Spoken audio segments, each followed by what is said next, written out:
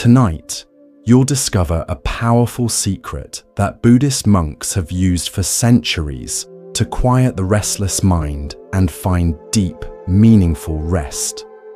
I'm going to share 10 remarkable Zen stories that have helped millions of people finally silence their racing thoughts and drift into the most peaceful sleep of their lives. Each story contains a hidden key that unlocks your mind's natural ability to let go of stress and worry. And here's what makes this different from ordinary sleep meditation. These teachings work even if you've never meditated before, even if your mind won't stop racing, even if you've tried everything else. The Buddha once said, "Peace comes from within. Do not seek it without." In the next 3 hours, you'll discover exactly what this means and how to apply it to your own life. As we journey through tales of empty boats, wise monks, and unexpected wisdom, you'll notice something amazing happening. Your tension will begin to dissolve, your thoughts will start to slow, and you'll find yourself naturally sinking into a state of profound relaxation. So make yourself comfortable, adjust your pillow, let your body become heavy against the bed. Take one deep breath with me now, and as you exhale, know that you've just taken the first step on a journey that's been waiting for you since the beginning of time. Let's begin with our first story. Our first story takes place by a peaceful river, where a lesson about the nature of our reactions awaits us. This is the story of the empty boat. There once was a man who loved to row his boat on a peaceful river. He found great joy in drifting along the water, enjoying the calm and solitude of nature. Every evening, as the sun was setting and the world was bathed in golden light, he would take his boat out for a quiet journey. On one such evening, as he paddled softly and relished the tranquility, he noticed another boat heading directly toward him. At first, he called out politely, "Be careful!" But the boat didn't change course. Still, the boat continued on its collision course. Now growing angry, the man began shouting, "Move aside! You're going to crash into me!" His peaceful evening was suddenly filled with frustration as he watched the approaching boat with mounting anxiety. Finally, as the two boats collided, he was ready to unleash his anger on the careless boater. But when he looked closely, he realized that the boat was empty.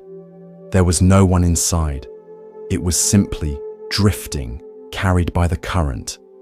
In that moment, the man's anger dissolved instantly. He sat there feeling foolish for yelling at an empty boat. What had changed? Not the situation. The boats had still collided. What changed was his understanding. There was no intention behind the collision, no carelessness or disrespect to fuel his anger. The Buddha once said, "You will not be punished for your anger. You will be punished by your anger." This profound truth reveals itself perfectly in the empty boat story. Our anger, frustration, and resentment often arise not from events themselves, but from the stories we create about intentions behind those events. Why do we react this way? In Zen Buddhism, this reactivity stems from our ego clinging, our deep-seated attachment to a separate self that must be defended and validated. When someone cuts us off in traffic, our ego experiences it as a personal affront. How dare they disrespect me? The ego constructs a narrative where we are the center and others are either allies or adversaries. Consider how often throughout your day you encounter empty boats, situations where you attribute harmful intent where none exists. The driver who cuts you off might be rushing to the hospital. The co-worker who didn't acknowledge your greeting might be preoccupied with a family crisis. The friend who hasn't responded to your message might be struggling with depression. Yet our ego mind quickly fills these empty vessels with assumptions of malice, carelessness, or disrespect. In Zen practice, we cultivate awareness of this pattern through mindfulness.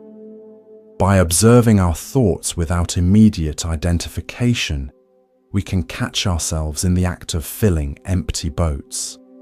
We can notice the physical sensations of anger arising, the tightening chest, the quickening breath, the narrowing vision, and use these as bells of mindfulness, reminding us to pause and investigate. The 13th century Zen master Dogen taught that to study the Buddha way is to study the self, and to study the self is to forget the self. When we forget the self, when we let go of our ego's constant need to assert and defend, we see empty boats for what they truly are, simply events occurring in the vast river of existence, without personal meaning or intentional slight. Buddha taught, holding on to anger is like grasping a hot coal with the intent of throwing it at someone else. You are the one who gets burned. Each time we respond with anger, we suffer first and most. By recognizing the empty boats in our daily interactions, we liberate ourselves from this self-inflicted suffering. Tonight, as you reflect on your day, recall a moment when you felt slighted or offended.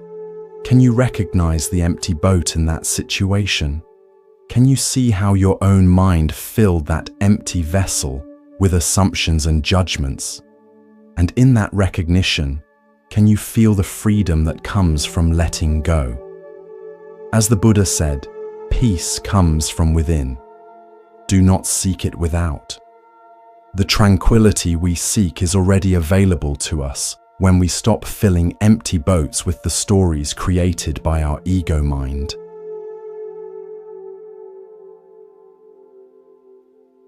Now, let us journey to a mountain path where a monk faces an unexpected challenge in The Monk and the Tiger.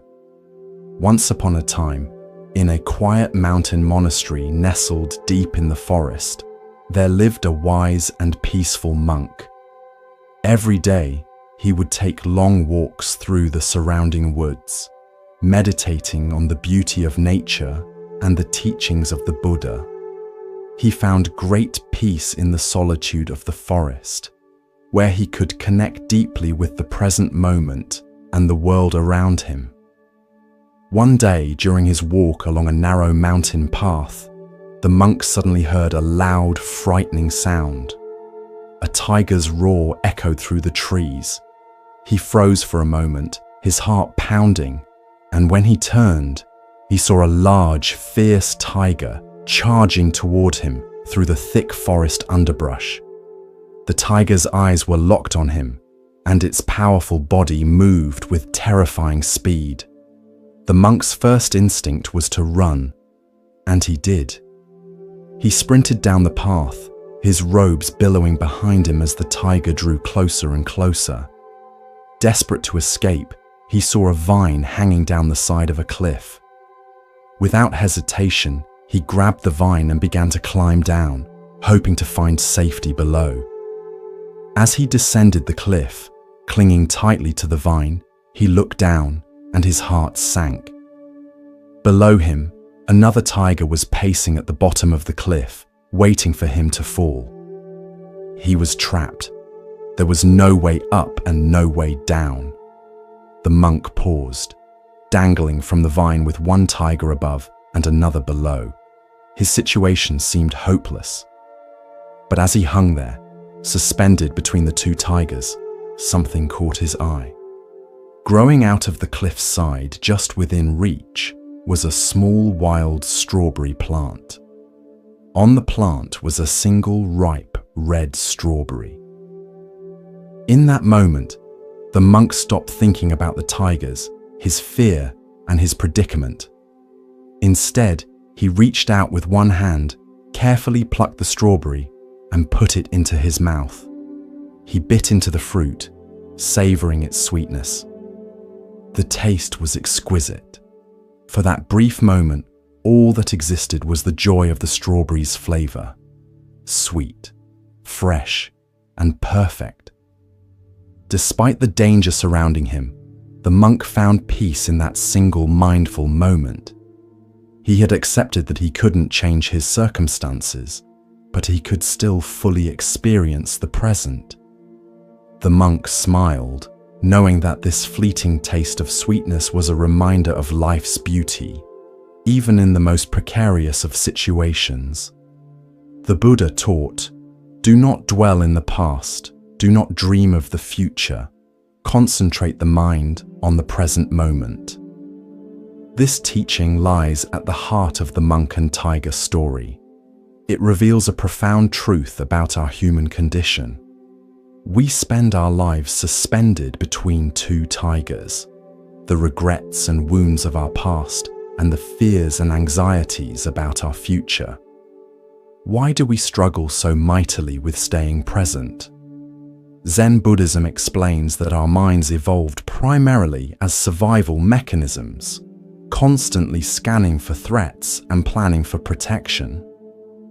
This evolutionary advantage becomes a spiritual liability when it pulls us away from the only moment we ever truly have, this one. Our thinking mind convinces us that happiness lies in resolving past hurts or securing future comforts, when in reality, peace is available only in the present. Look deeply at your own experience. How much of your mental suffering comes from replaying past events you cannot change?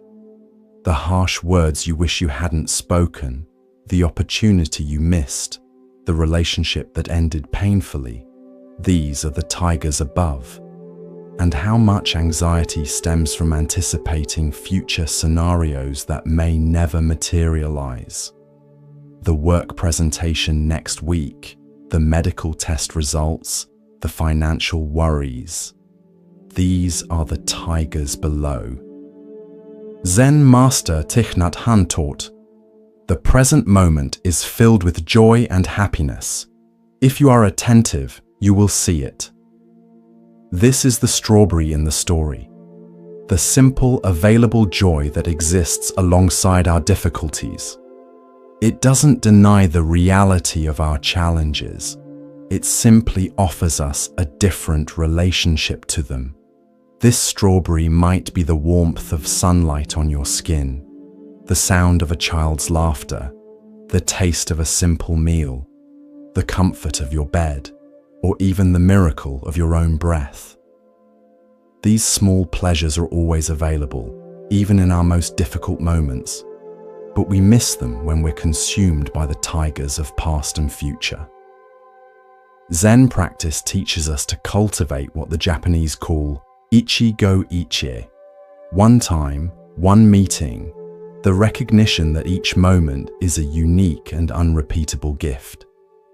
When we truly understand the preciousness of this moment, we naturally want to be fully present for it, regardless of our circumstances.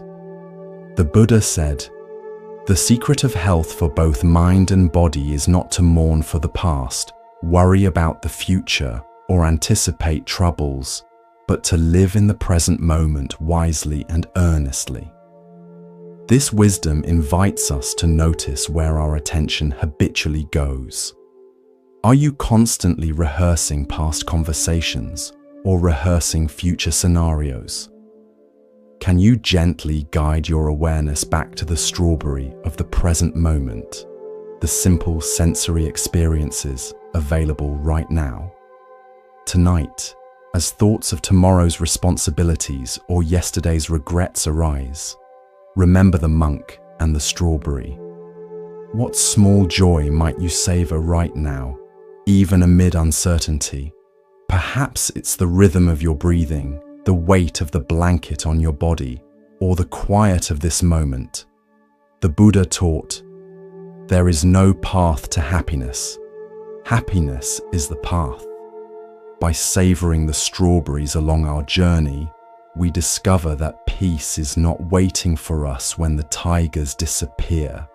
It's available in their very presence. Our next story reveals a profound truth about the nature of suffering through a simple yet powerful metaphor. This is the story of the two arrows. One day, the Buddha was sitting with his disciples in a peaceful forest clearing. The trees swayed gently in the breeze, and the sound of birds filled the air. The Buddha often taught his disciples about the nature of suffering and the path to enlightenment. And on this particular day, a troubled disciple approached him with a question. "Master," the disciple said, bowing before the Buddha, "I do not understand why we suffer so much in this life. Pain seems to follow us wherever we go. Why is this so, and how can we find peace amidst so much suffering?" The Buddha gazed at the disciple with kindness and understanding. He saw the confusion and frustration in his student's eyes and knew that this was a question many of his followers pondered. "Let me explain," the Buddha said gently. "Imagine that a person is struck by an arrow.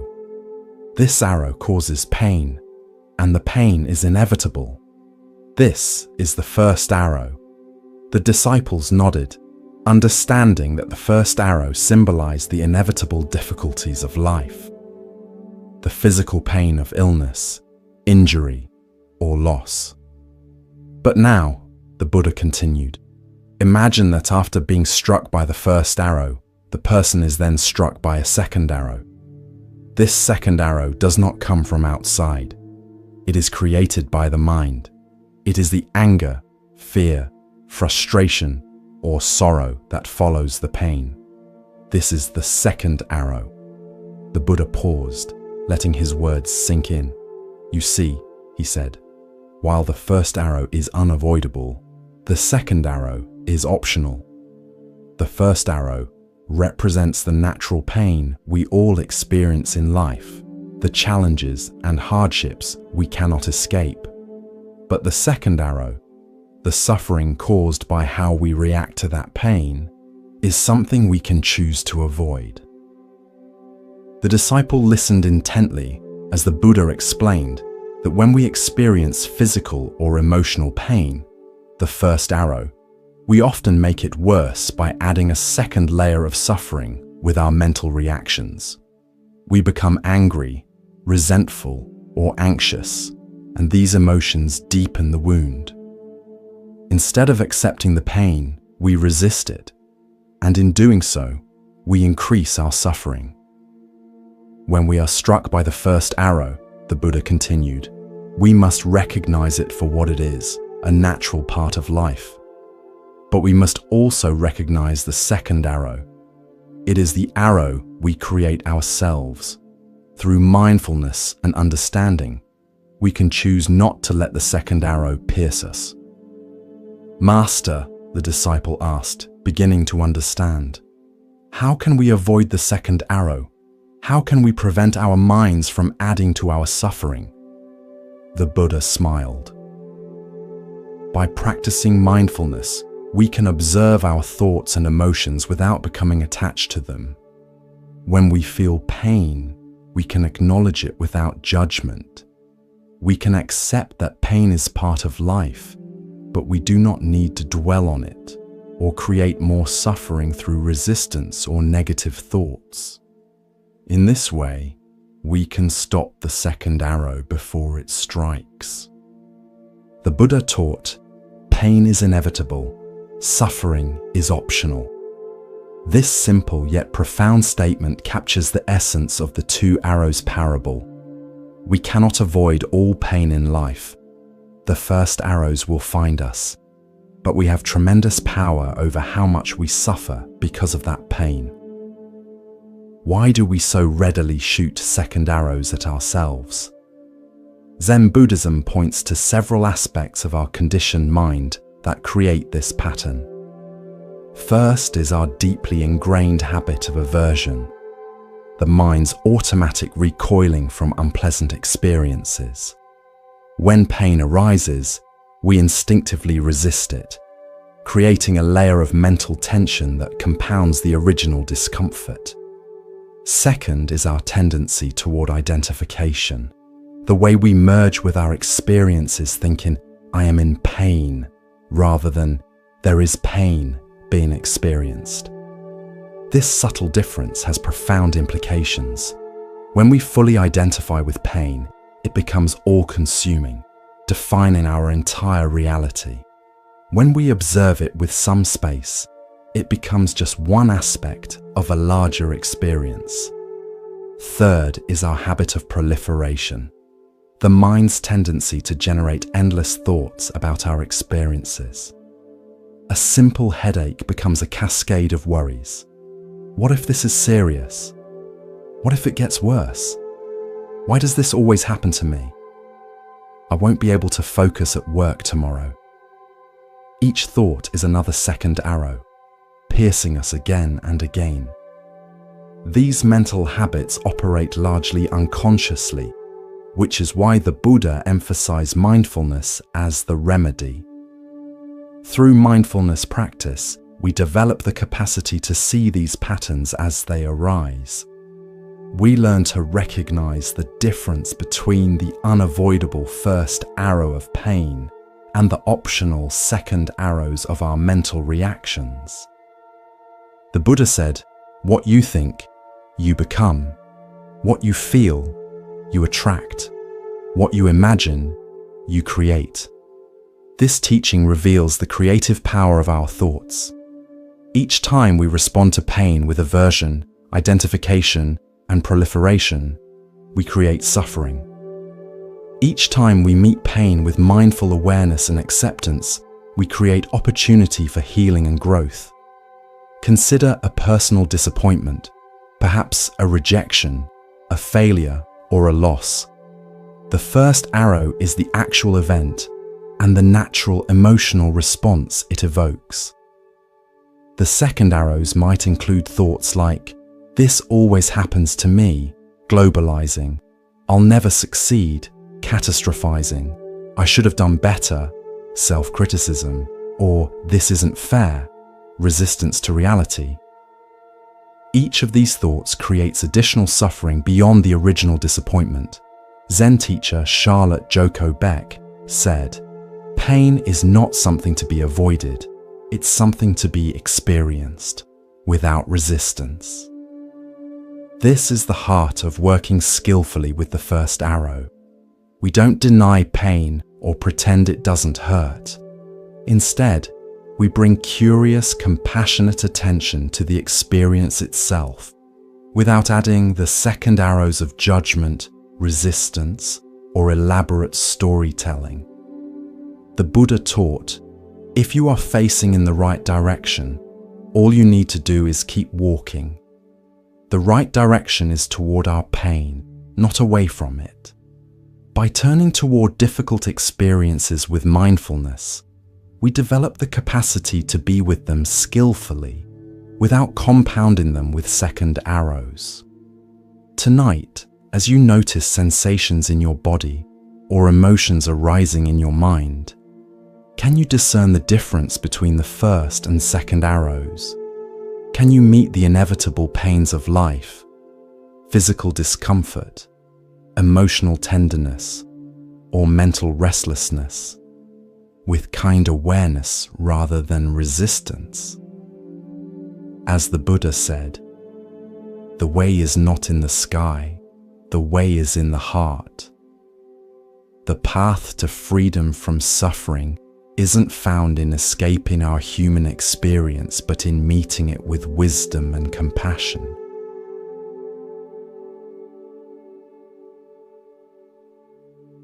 Now let us explore a story that teaches us about the universal nature of loss and how understanding it can bring peace.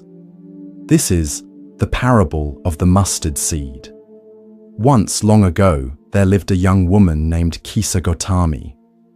She was kind, compassionate, and devoted to her family, but her life took a tragic turn when her only child, a beloved son, fell ill and passed away.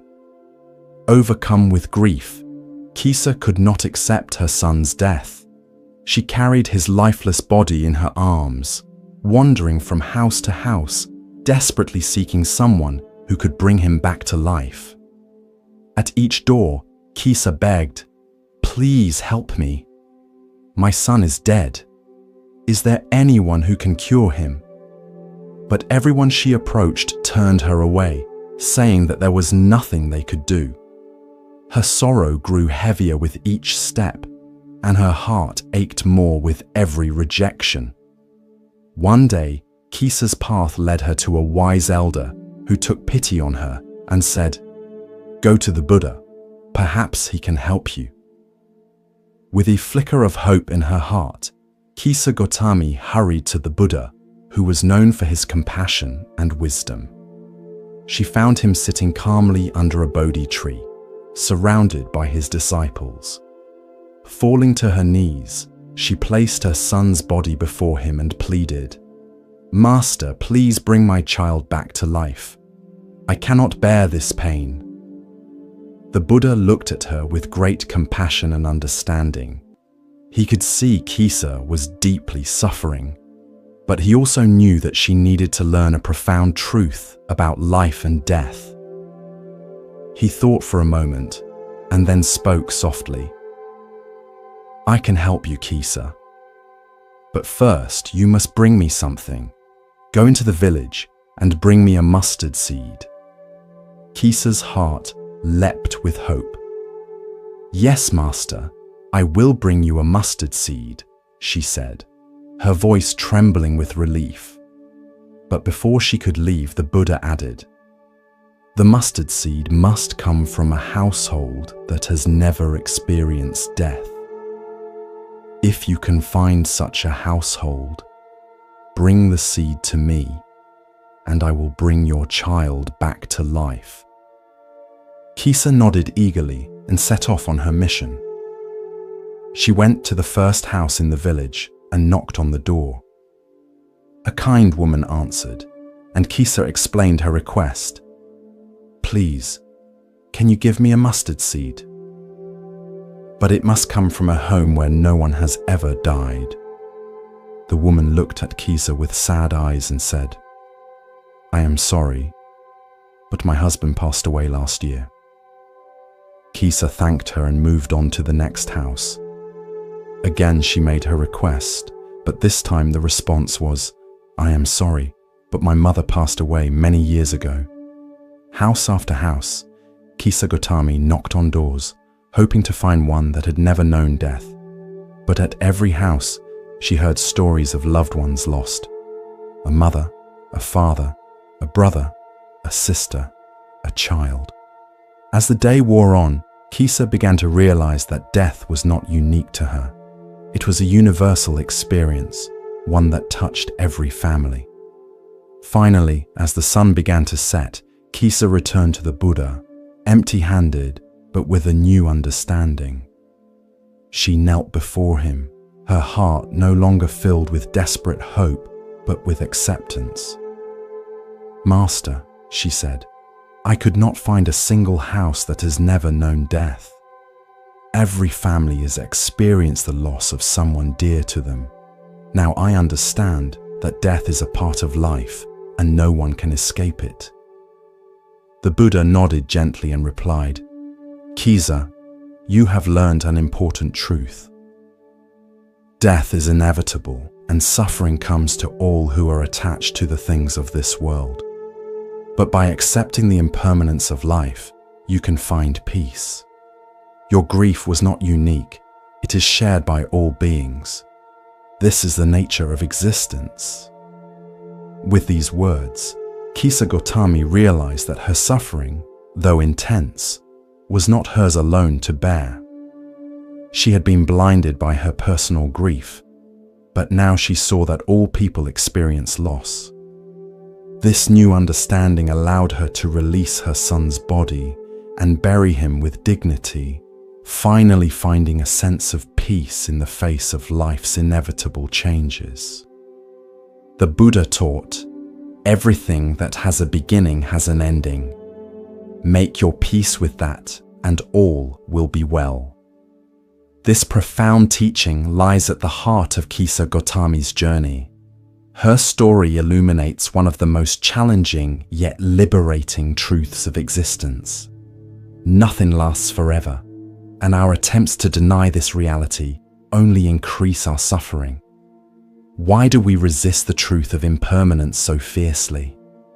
Zen Buddhism points to our deep-seated craving for permanence as the root of suffering. We want the pleasant to remain pleasant, the beautiful to remain beautiful, and most of all, we want those we love to remain with us always. This craving for permanence in an impermanent world creates a fundamental tension that manifests as suffering. Like Kisa, we often respond to loss with denial. We refuse to accept what has happened and expend enormous energy trying to reverse the irreversible. This denial is a natural part of grief, but when we become stuck in it, we prevent ourselves from moving through the healing process. The Buddha didn't immediately lecture Kisa on impermanence. Instead, he gave her an experience that allowed her to discover this truth for herself, a much more powerful teaching. The Buddha said, "The root of suffering is attachment." In Kisa's case, her attachment to her son wasn't just love. It was a desperate clinging that couldn't accommodate the reality of his death. Her journey to find a mustard seed from a house untouched by death helped her recognize that attachment to permanence is futile. Every household, no matter how wealthy, happy, or blessed, had been visited by death. This universal nature of loss connects us all in what Buddhists call the fellowship of suffering. When we truly understand that loss touches everyone, our own grief, while still painful, becomes less isolating. We recognize our experience as part of the great current of human existence, rather than a unique tragedy that separates us from others. The 14th century Zen master Basui wrote, "To see the truth, leave desire behind. If you do not give up desire, you will not see the truth." Kisa's desire to bring her son back prevented her from seeing the truth of impermanence. Only when she abandoned this impossible desire could she begin to accept reality and find peace. Interestingly, the Buddha didn't try to console Kisa with promises of an afterlife or reunion with her son in another realm. Instead, he guided her toward accepting the natural order of things, that what is born will die. What comes together will eventually separate. This acceptance isn't resignation or defeat. It's alignment with reality, which is the only place healing can begin. The Buddha taught, "The trouble is, you think you have time." This pointed reminder of life's brevity invites us to value each moment and each relationship, knowing that nothing lasts forever. Rather than making us morbid or depressed, this awareness can infuse our lives with greater appreciation and presence. In your own experience of loss, whether of a person, a relationship, a career, or even a phase of life, can you recognize the mustard seed lesson? Can you see how your suffering may be intensified by resistance to the natural flow of impermanence? The Buddha said, "When you realize how perfect everything is, you will tilt your head back and laugh at the sky." This perfect imperfection includes the cycles of life and death, growth and decay, coming together and separating, the very rhythm of existence itself. Tonight, as you reflect on the losses you've experienced, and those you fear. Remember Kisa Gautami's journey. Can you find comfort in the universality of impermanence? Can you see how accepting this truth might ease your suffering? Not by diminishing your loss, but by placing it within the vast shared experience of being human. As the Buddha taught, in the end, only three things matter: how much you loved, how gently you lived, and how gracefully you let go of things not meant for you.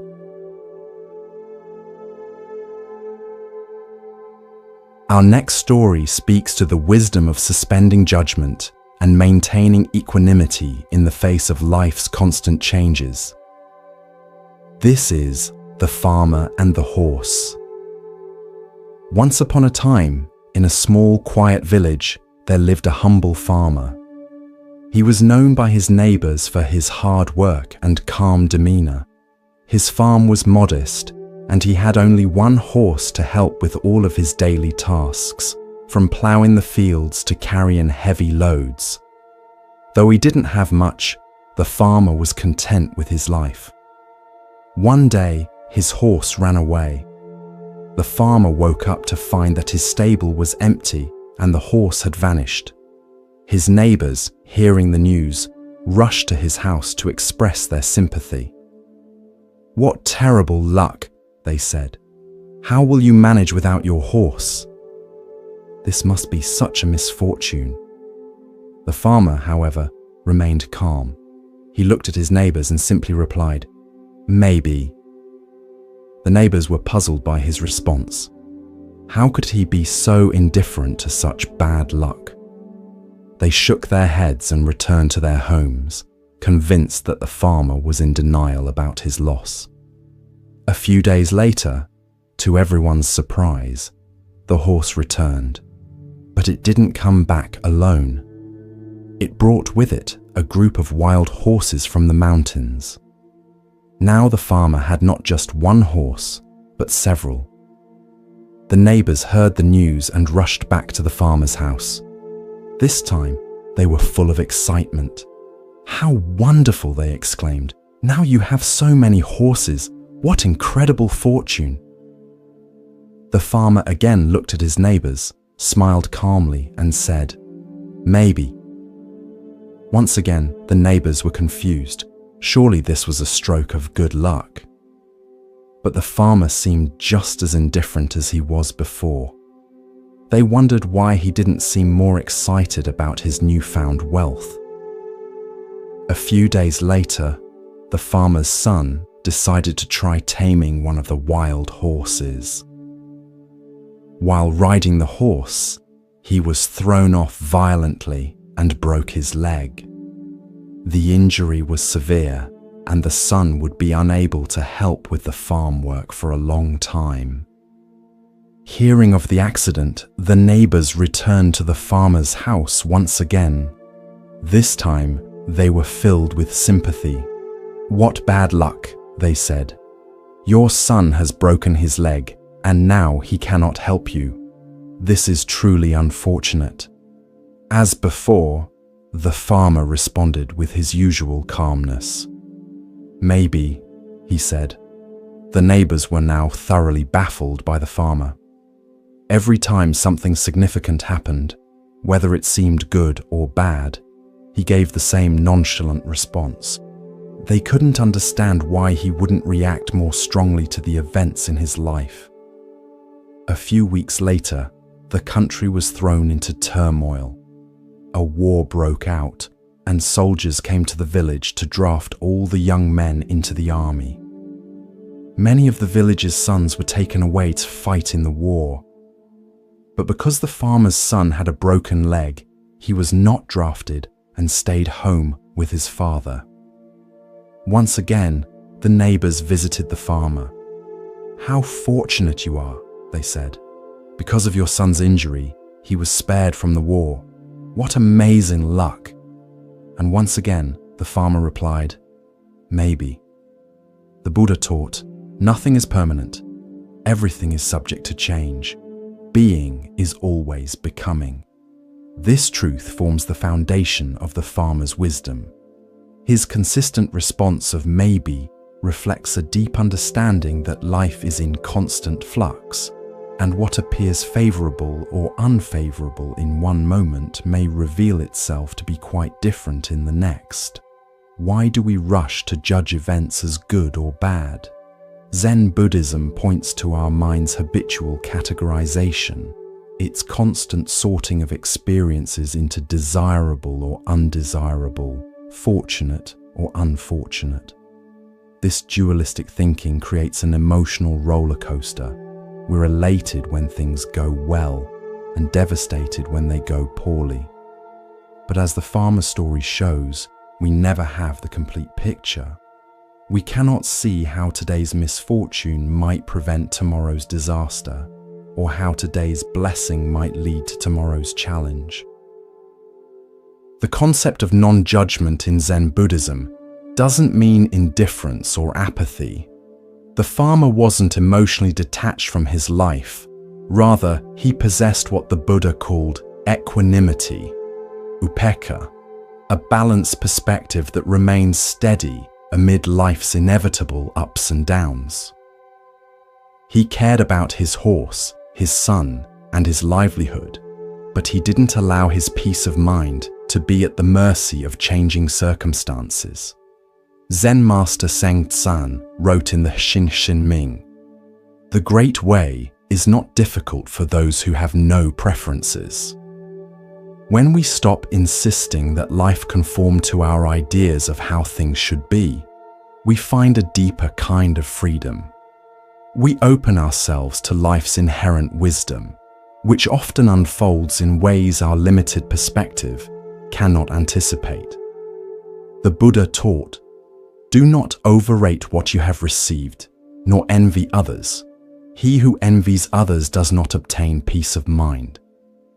How often do we compare our circumstances to others, concluding that we're either blessed or cursed based on these comparisons?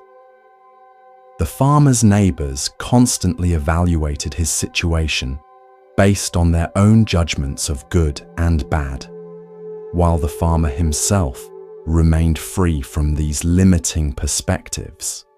Our modern lives are filled with opportunities to practice this maybe mindset, the promotion you didn't get that leads to a more fulfilling opportunity elsewhere, the relationship that ended painfully but created space for greater self-discovery, the illness that forced you to reassess your priorities, the financial setback that taught you resilience. In retrospect, many of us can identify seeming misfortunes that ultimately led to growth or unexpected blessings. The 13th century poet Rumi captured this wisdom when he wrote, "What appears to be a curse may be a blessing, and what appears to be a blessing may be a curse." The farmer embodied this understanding not as an intellectual concept, but as a lived reality. His maybe wasn't passive resignation, but active wisdom, the recognition that life's full story is still unfolding. The Buddha said, "In the sky, there is no distinction of east and west. People create distinctions out of their own minds and then believe them to be true." Similarly, the distinctions of good luck and bad luck are our own mental creations. Reality itself is simply a flow of causes and conditions, neither inherently positive nor negative. Tonight, as you reflect on recent events in your life that you've labeled as good luck or bad luck, try holding them with the farmer's gentle maybe. Notice how this perspective might ease anxiety about negative situations and temper attachment to positive ones. Can you find freedom in suspending judgment about how things should be? As the Buddha taught, with our thoughts, we make the world. The farmer's maybe reminds us that we always have a choice in how we interpret our experiences, and this choice has profound implications for our peace of mind.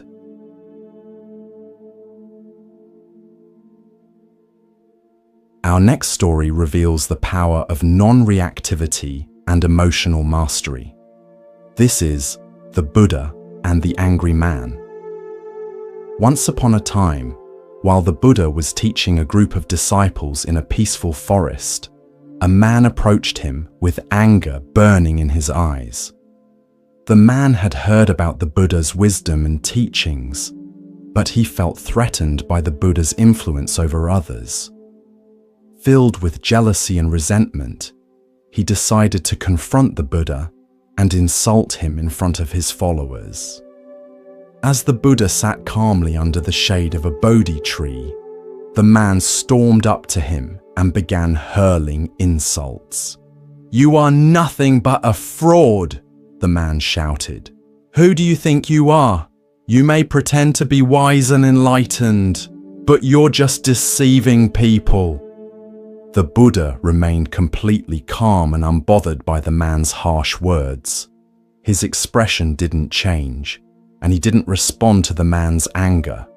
Seeing the Buddha's lack of reaction only made the man angrier. He shouted even louder, "How can you just sit there, acting like you're above everyone else? Do you think you're better than me? I refuse to respect someone like you." Despite the man's fury, the Buddha stayed silent and serene, simply watching him with compassion. Finally, after several minutes of shouting, the man grew exhausted. He had expected to provoke a response, but the Buddha's peaceful demeanor confused him. After catching his breath, the man demanded, "Why won't you say anything? Why won't you defend yourself? Don't you care what I think of you?" The Buddha looked at him with kindness and finally spoke, his voice soft and calm. "Tell me," the Buddha asked gently, "if someone offers you a gift and you decline to accept it, to whom does the gift belong?"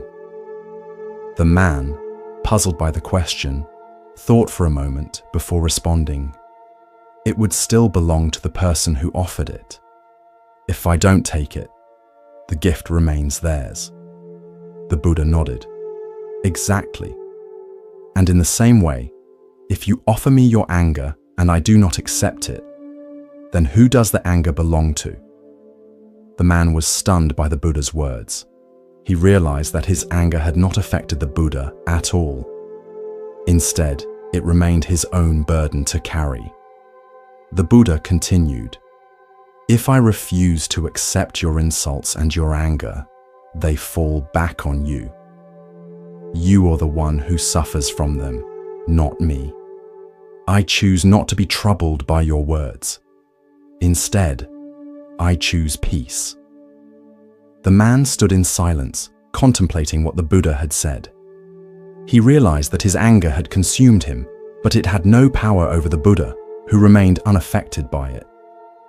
In that moment, the man understood that holding on to his anger only harmed himself, not the Buddha. Feeling ashamed, the man bowed his head. "Master, I see now that my anger has only caused me pain. How can I learn to be at peace as you are?" The Buddha smiled warmly, his compassion shining through.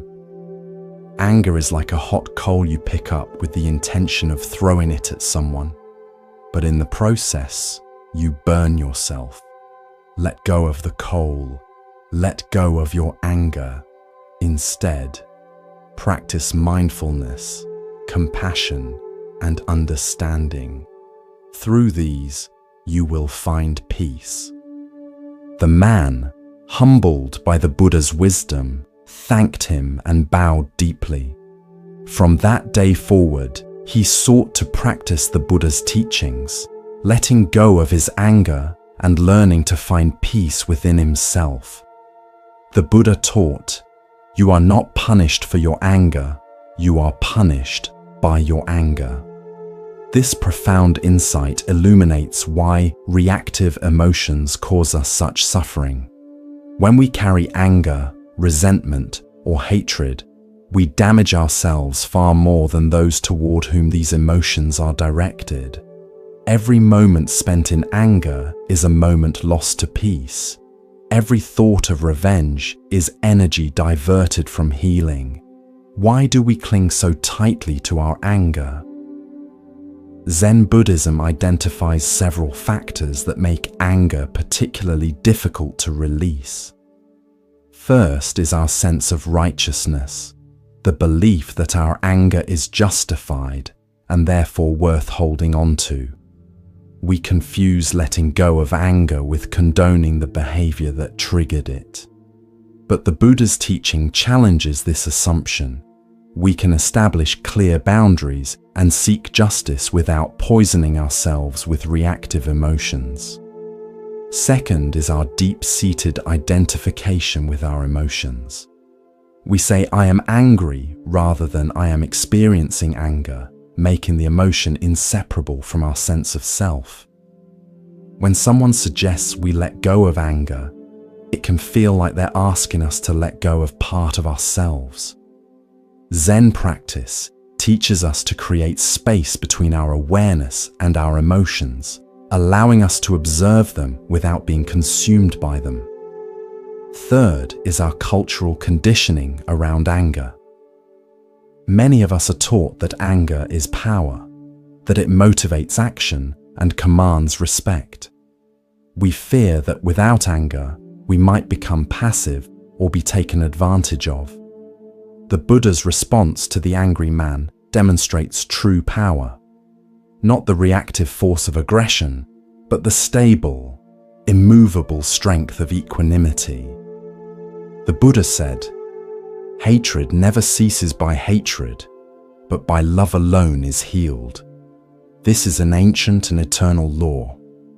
This teaching invites us to examine our assumption that anger is an effective response to mistreatment. Does meeting hostility with hostility ever truly resolve the underlying causes of conflict? Or does it simply perpetuate cycles of reactivity? The metaphor of the gift is particularly illuminating. It suggests that emotions like anger, criticism, and judgment require our acceptance to affect us. When someone directs negativity toward us, we have a choice. We can accept this energy, absorb it, and allow it to disturb our peace, or we can decline the offering, maintaining our equanimity. This doesn't mean becoming emotionally disconnected or indifferent to injustice. The Buddha didn't ignore the angry man. He remained present, engaged, and responsive, but he responded from a place of compassion rather than reactivity, wisdom rather than ego defense. This is the essence of non-reactivity in Zen practice, not withdrawal from engagement, but engagement from a different quality of awareness. Zen master Thich Nhat Hanh teaches a practice called embracing anger with mindfulness, which involves recognizing anger when it arises, breathing with it, and treating it with the same care we would show a crying baby. Rather than suppressing anger or expressing it mindlessly, we acknowledge it with kind awareness, understanding its causes and impermanent nature. The Buddha taught, if you truly loved yourself, you would never harm another. This points to the interconnected nature of self-care and care for others. When we react with anger, we harm ourselves first and most directly. Choosing peace over reactivity is not a selfless sacrifice, but the most profound form of self-care. Tonight, as you reflect on interactions that have triggered anger or resentment in you, experiment with the Buddha's gift metaphor. Can you recognize that you have a choice about whether to accept the gifts of others' negativity? Can you feel the freedom that comes from declining these offerings? Remember the Buddha's words. Holding on to anger is like grasping a hot coal with the intent of throwing it at someone else. You are the one who gets burned. In releasing that coal, you free not only yourself, but create space for genuine resolution and understanding. Let us now explore a story about the wisdom of impermanence and non-attachment. This is The Monk and the Teacup. In a quiet Zen monastery nestled in the mountains, a revered monk lived a life of deep contemplation and mindfulness. His students admired him for his wisdom, calm demeanor, and the way he embraced the present moment, never disturbed by the chaos around him. Every day, the monk would sit in meditation, drink tea, and share lessons with his students. One afternoon, during their usual tea ceremony, the monk held up a simple clay teacup and gazed at it for a long moment. The cup was beautiful in its simplicity, with a soft, earthy color and a perfectly rounded shape. The students, curious about their master's silent contemplation, waited eagerly to hear what he had to say. After a few moments, the monk smiled and said, "This teacup is already broken." The students looked at one another in confusion. They could see clearly that the teacup was whole, undamaged, and perfectly intact. One of the younger students couldn't contain his curiosity any longer and spoke up. "Master, the teacup is not broken. It is perfectly fine. Why do you say it is already broken?" The monk, still smiling, placed the teacup gently on the table in front of him. "In my mind," he said softly, "this teacup is already broken. It may seem whole now, but one day, perhaps tomorrow, perhaps years from now, it will break. This is inevitable. When I understand that it is already broken, I can fully appreciate it as it is, without clinging to it. I can enjoy drinking tea from it, knowing that its life is temporary." The students were silent, absorbing the weight of the monk's words. They realized that the master wasn't speaking only about the teacup. He was offering them a deeper lesson about life itself. The monk continued, "Everything in life is like this teacup. All things, no matter how beautiful or precious, are impermanent. We cannot hold on to them forever. When we understand that, we are free to enjoy life fully, without fear of losing what we have. We can appreciate each moment, each relationship, each experience, knowing that it too will pass.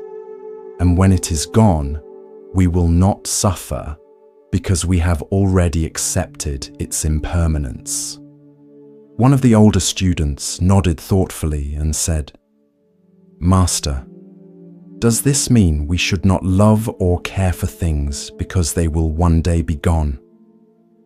The monk shook his head gently. "No, it means the opposite. When we accept the impermanence of all things, we can love them more deeply because we are not holding on out of fear of loss. We love and appreciate them for what they are in this moment. We understand that they are part of the natural flow of life. In this way, we can live with a peaceful heart, unburdened by the attachment to things that are bound to change. The Buddha taught, all conditioned things are impermanent. When one sees this with insight, one becomes disenchanted with suffering. This profound truth lies at the heart of the teacup story and points to one of the most liberating yet challenging aspects of Zen practice. Embracing impermanence not as a philosophical concept, but as a lived reality. Why do we resist impermanence so fiercely? Zen Buddhism identifies our fundamental misunderstanding of reality as the root of this resistance. We perceive things as solid, separate, and lasting when, in fact, they are fluid, interconnected, and transient. This misperception leads to what Buddhists call attachment or clinging, our desperate attempt to hold on to things that, by their very nature, cannot be held. Consider how this attachment manifests in your daily life. We become attached to possessions, fearing their loss or damage. We cling to relationships, trying to prevent them from changing. We hold on to our youth, health, and capabilities, resisting the natural process of aging. We even become attached to our ideas, opinions, and identities, defending them as if they were permanent fixtures rather than fluid constructs. The monk's declaration that the teacup is already broken offers a radically different way of relating to impermanence. Instead of denying or resisting change, he embraces it preemptively. By acknowledging the inevitable end of all things, he liberates himself from the anxiety of trying to prevent the unpresentable. This isn't pessimism, but clear-eyed realism that paradoxically enhances his appreciation of the present moment.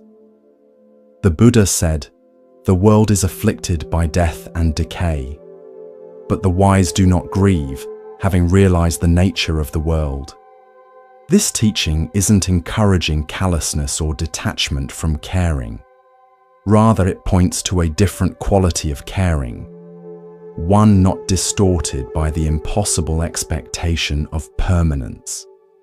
The monk doesn't love his teacup less because he knows it will break. He loves it more precisely because its existence is fleeting and precious. Zen master Shunryu Suzuki explained this paradox beautifully.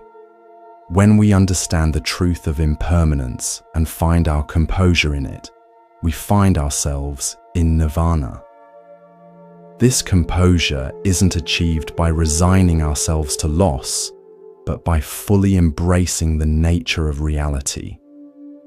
It's a composure that allows for deep engagement with life, precisely because we're not constantly fighting against its fundamental characteristics. In practical terms, how might we cultivate this already broken perspective? We can start by noticing our attachments, the people, things, and circumstances we most fear losing. Rather than trying to suppress this fear, we can gently acknowledge the temporary nature of these precious aspects of our lives. We can practice saying to ourselves, "This too will pass," not as a dreary reminder, but as an invitation to cherish the present moment. The Buddha taught, "Neither fire nor wind, birth nor death can erase our good deeds." This points to another aspect of the already broken wisdom. While all material things, including our bodies, are impermanent, the impact of our actions and the quality of our presence endures beyond physical forms. By focusing on cultivating wisdom, compassion, and mindfulness, qualities that transcend impermanence, we find a different kind of security. Tonight, as you rest, consider what teacups in your life you might be clinging to with anxiety about their eventual break-in.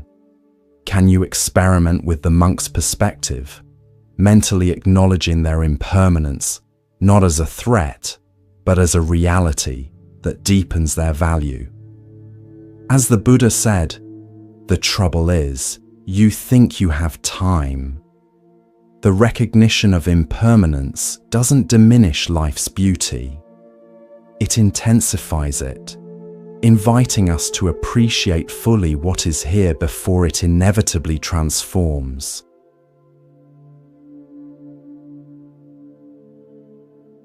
Now, let us explore a story about true generosity and compassion. This is The Buddha and the Robe. In ancient India, during the time when the Buddha traveled across villages and towns to spread his teachings, he often attracted a large number of followers. Many of them were moved by his wisdom and left their homes to become monks and disciples under his guidance. One day, while staying in a small village, a wealthy merchant heard about the Buddha's presence and decided to visit him. He was deeply inspired by the Buddha's teachings and wanted to offer him a gift as a token of his respect. The merchant brought a beautifully woven, luxurious robe made of the finest silk, richly adorned with intricate patterns. The merchant approached the Buddha, bowed respectfully, and presented the robe with reverence.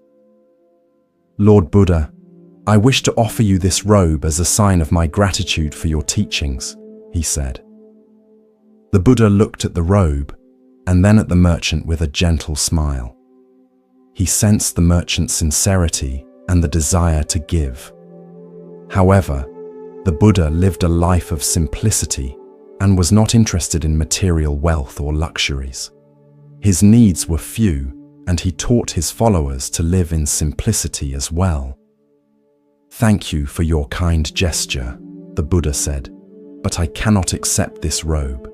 It is far too extravagant for a simple monk like me. I am content with the robe I already wear." The merchant was surprised by the Buddha's response. "But Lord Buddha, I offer this robe out of respect for you. Surely you deserve the best that I can give." The Buddha, still smiling, replied, "If you truly wish to honor me, there is another way you can use this gift. Take this robe and offer it to someone who is truly in need, someone who lacks even the basic clothing to cover themselves. That would bring greater merit and joy." The merchant, realizing the Buddha's deep compassion for the poor, nodded slowly. He understood that the true essence of giving was not about offering gifts to those who already had enough, but about providing for those in need. "Thank you, Lord Buddha. I will do as you say," the merchant said.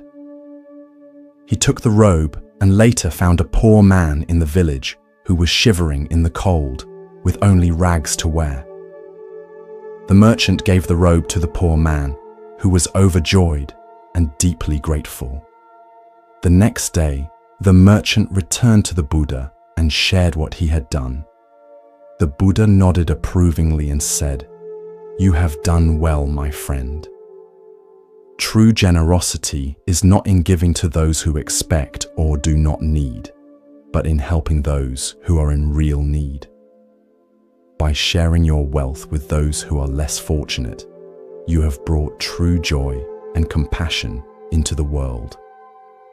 The merchant bowed deeply, feeling a warmth in his heart that he had not known before. He realized that the Buddha's wisdom extended beyond the simple act of receiving a gift. It was about understanding the true nature of giving, the importance of compassion, and the joy that comes from helping others. The Buddha taught, generosity brings happiness at every stage of its expression. We experience joy in forming the intention to be generous, in the actual act of giving, and in recollecting the fact that we have given. This profound insight reveals that true generosity is not merely about the transfer of material goods, but about the transformation of our hearts and minds through the act of giving. Why did the Buddha refuse the luxurious robe? Zen Buddhism points to several layers of wisdom in his response. First, he embodied the principle of knowing what is enough, understanding that desires, when left unchecked, can never be satisfied. By being content with his simple robe, the Buddha demonstrated freedom from the endless cycle of wanting more and better. Second, the Buddha recognized that true generosity is not about social status or recognition, but about genuine need. By redirecting the merchant's gift to someone truly suffering from the cold, he taught that compassionate action should be guided by wisdom rather than convention or status. Third, the Buddha's response revealed his understanding of the merchant's motivation. The merchant wanted to gain merit and express reverence, But the Buddha showed him a more profound way to accomplish both, by directly alleviating another's suffering rather than adding luxury to the Buddha's already sufficient life. In our consumer-driven culture, we often equate giving with purchasing, buying expensive gifts for people who already have enough. We measure the value of our generosity by the price tag rather than the impact. The Buddha's teaching invites us to reconsider this approach, asking us to be more mindful about where our resources can do the most good. The Buddha said, "If you knew what I know about the power of giving, you would not let a single meal pass without sharing it in some way." This points to the transformative potential of generosity, not just for the recipient, but for the giver. Each act of genuine giving weakens our self-centeredness and strengthens our connection to others. It reminds us that our well-being is inextricably linked to the well-being of all beings. Zen practice encourages us to cultivate dana paramita, the perfection of giving. This involves not just material generosity, but giving our time, attention, energy, and presence. Sometimes the most precious gift we can offer is simply being fully present with another person, listening deeply without distraction or agenda. The story also highlights the importance of discernment in giving. The Buddha didn't suggest that the merchant keep the robe for himself or sell it for profit. He directed him to find someone in genuine need. This discernment requires us to look deeply at situations rather than following conventional patterns of giving that may not address real suffering. The Buddha taught, "The greatest gift is the act of giving itself." This points to the interior transformation that happens when we give from a place of compassion rather than obligation, social expectation, or ego gratification. When we give in this way, we experience what Buddhists call mudita, sympathetic joy in the happiness of others.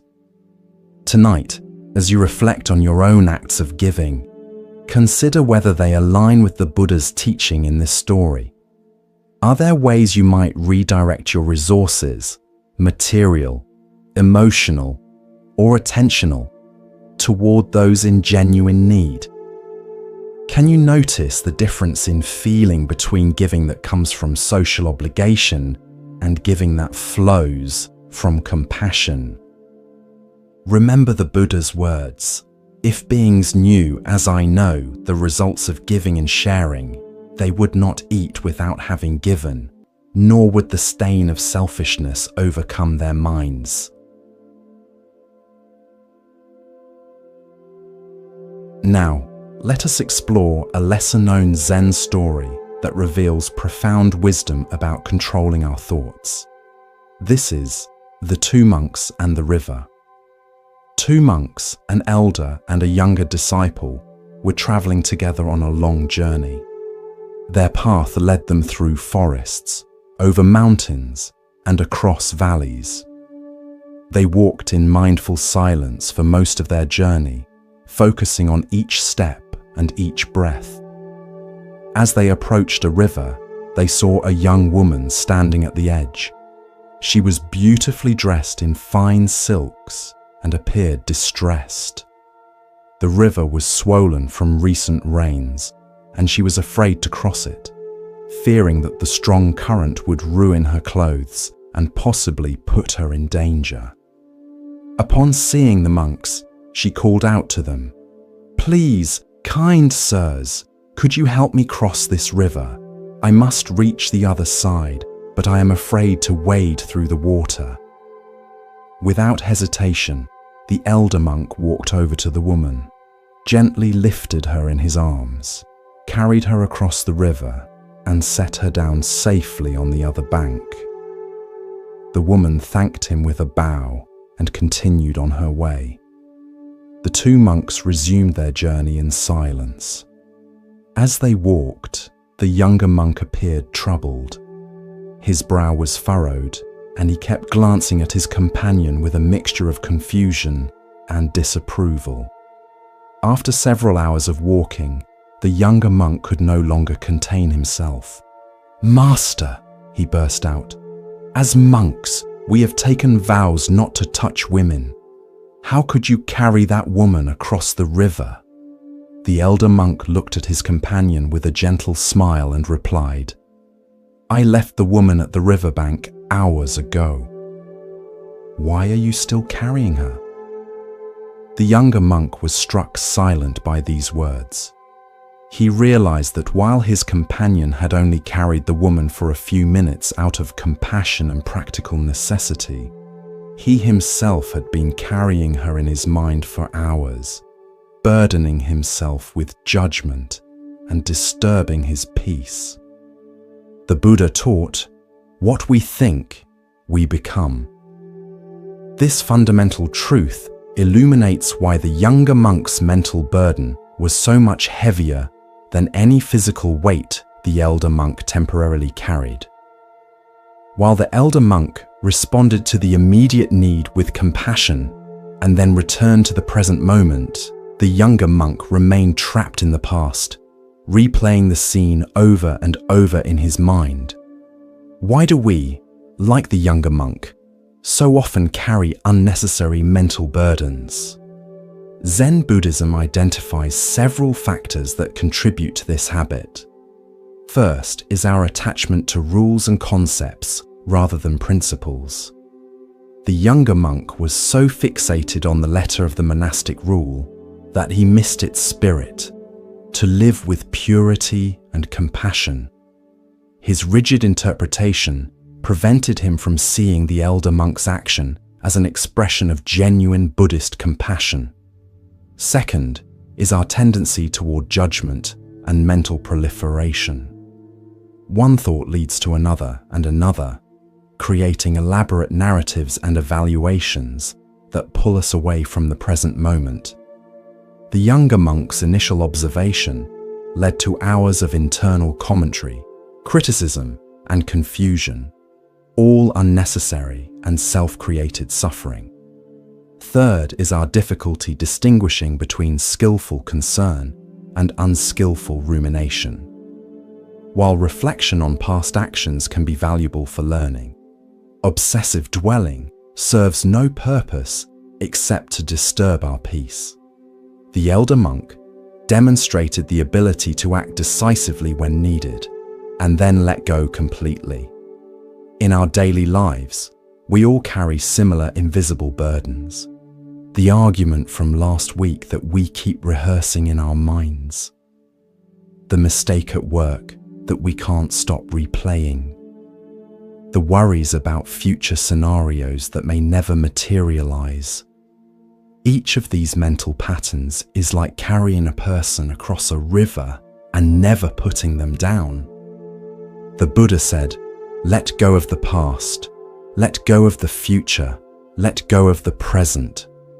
Crossing to the farther shore of existence, with mind released from everything, do not take up residence in birth and death. This teaching points to the freedom available when we release our mental fixations and return to the simplicity of the present moment. Zen practice offers concrete methods for putting down our mental burdens. Mindfulness meditation trains us to notice when we're carrying unnecessary thoughts and gently set them down. The practice of labeling thoughts as thinking helps us recognize them as mental constructs rather than reality, and focusing on physical sensations, the feeling of our feet touching the ground, the rhythm of our breath, anchors us in the present when thoughts try to drag us into the past or future. The elder monk embodies what Zen calls no mind or mushin, not the absence of thought, but freedom from attachment to thought. He could think clearly when needed, act compassionately when required, and then return to the peaceful emptiness of the present moment. This state is available to all of us when we learn to put down what no longer needs to be carried. Tonight, as thoughts arise about the day behind you or the day ahead, can you notice when you're unnecessarily carrying someone or something in your mind? Can you feel the freedom that comes from gently setting down these mental burdens? Remember the Buddha's words, "Nothing is worth clinging to." In that release lies true peace. Let us now turn to a story that teaches about the obstacles we create in our own minds. This is the story of the empty cup. A respected university professor once visited a Zen master seeking to understand Zen wisdom. The professor had spent many years studying philosophy and religious texts and had written several books on comparative spirituality.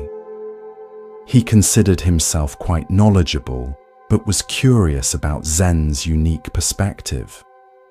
When he arrived at the master's simple dwelling, the old Zen master greeted him warmly and invited him to sit. "I have come to inquire about Zen," the professor began. "I would like to know what teachings you have to offer and how they differ from the many philosophies I have already studied." The master smiled and said, "Let us have tea first. Then we can talk about Zen." The professor nodded, expecting that after the customary tea, he would have the serious philosophical discussion he had traveled so far to engage in. The Zen master prepared the tea with deliberate, mindful movements. When it was ready, he placed a cup in front of the professor and began to pour. The cup filled to the brim, but the master continued pouring.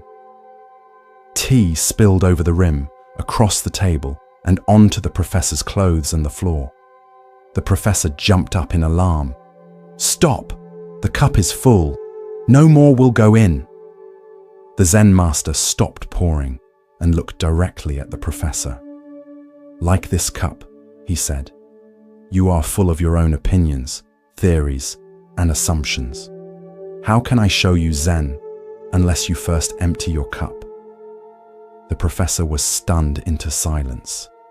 In that moment, he realized that his extensive knowledge had become a barrier rather than a pathway to new understanding. His cup was so full that there was no room for anything new to enter.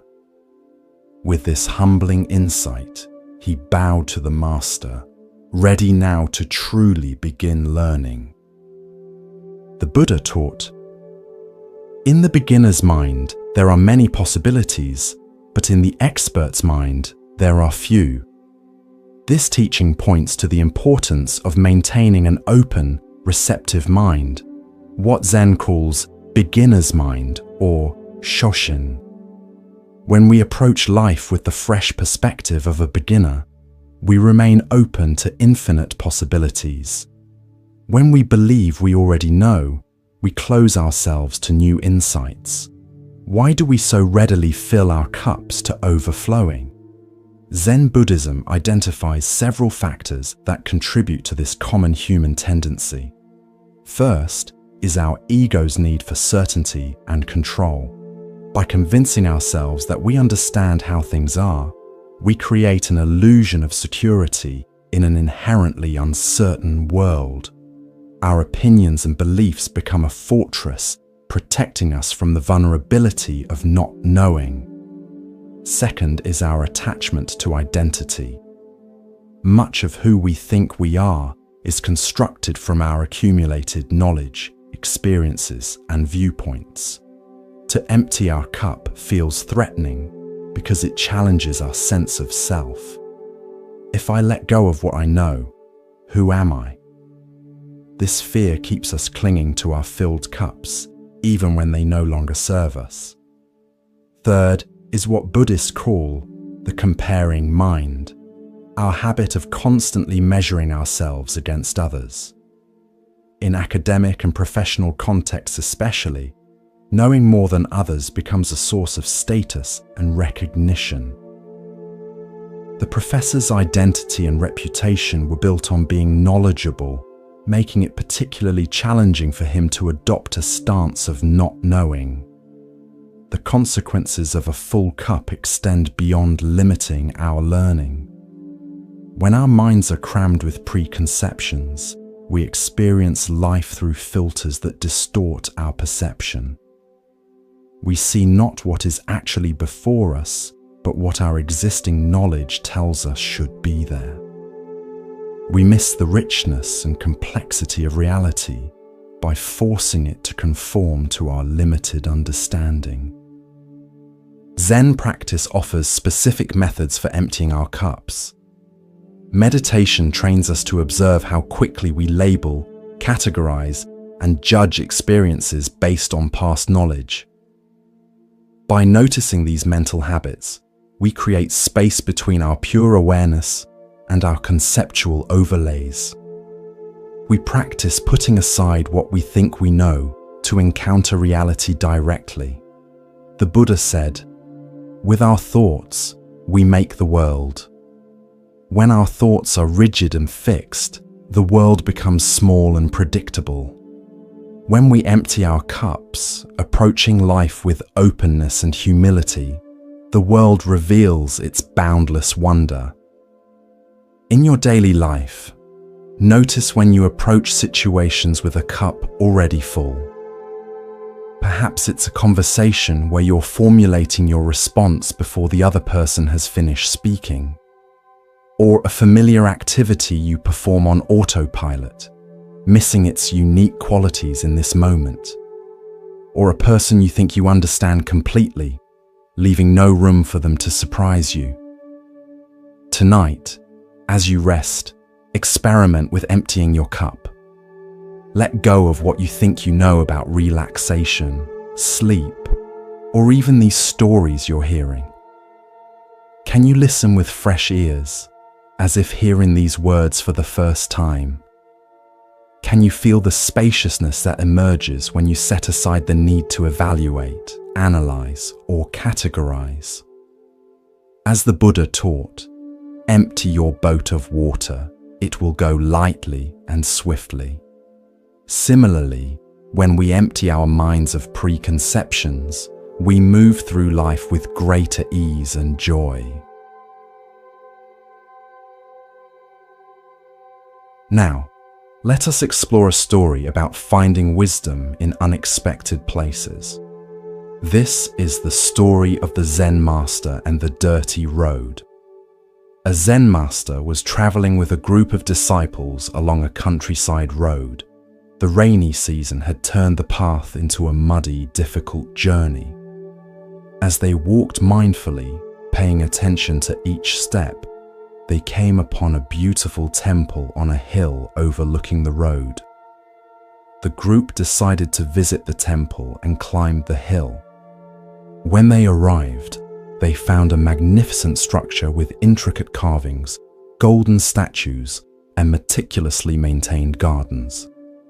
Inside, priests in immaculate robes conducted elaborate ceremonies with precise movements and beautiful chanting.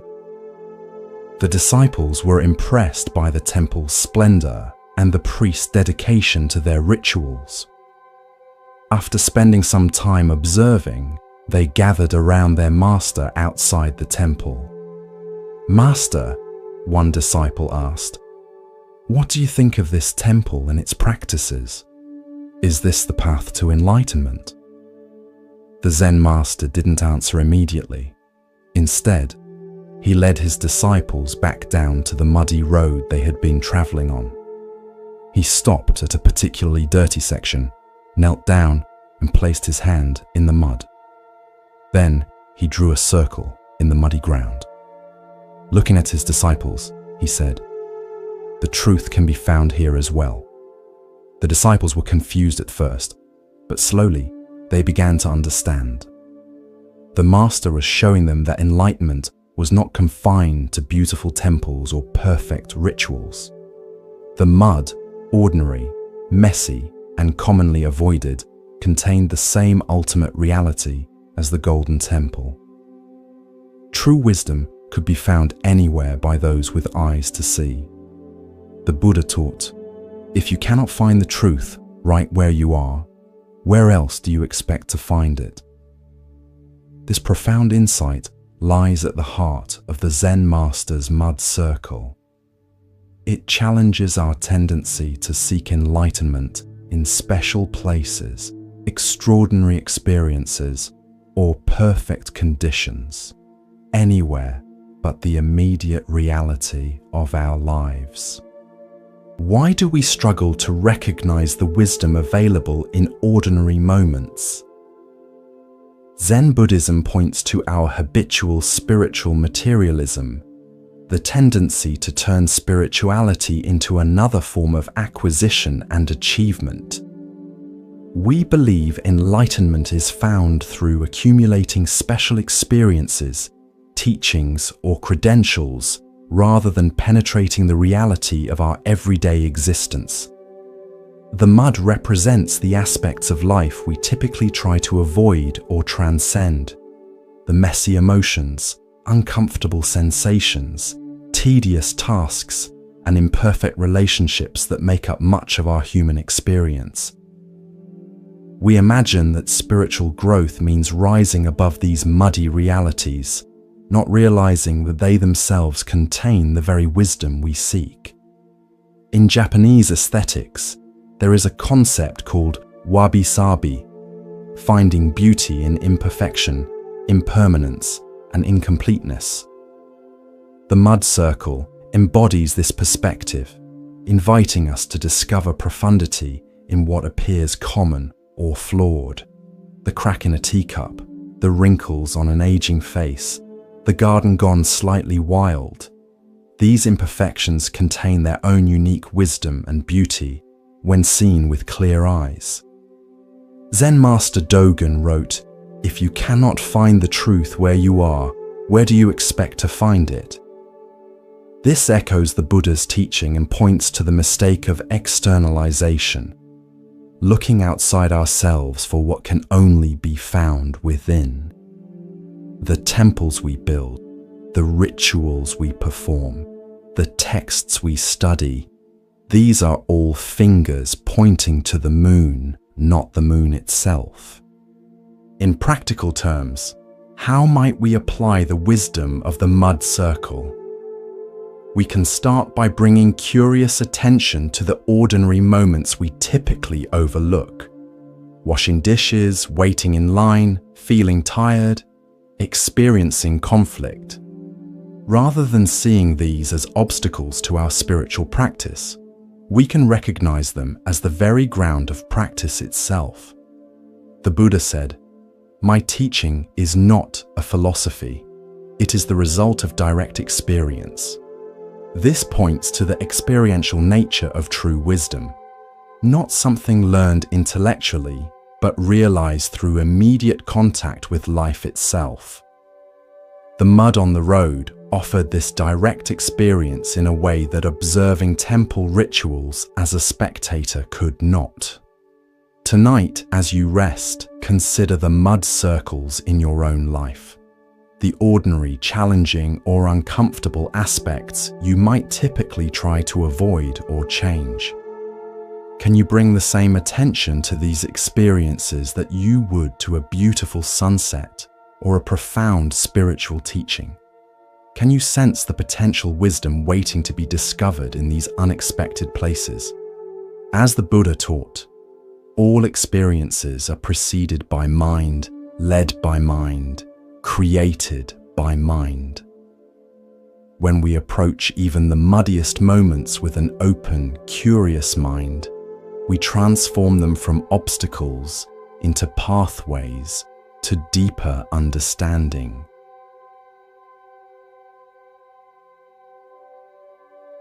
Let us now turn to a story about the wisdom of true mastery.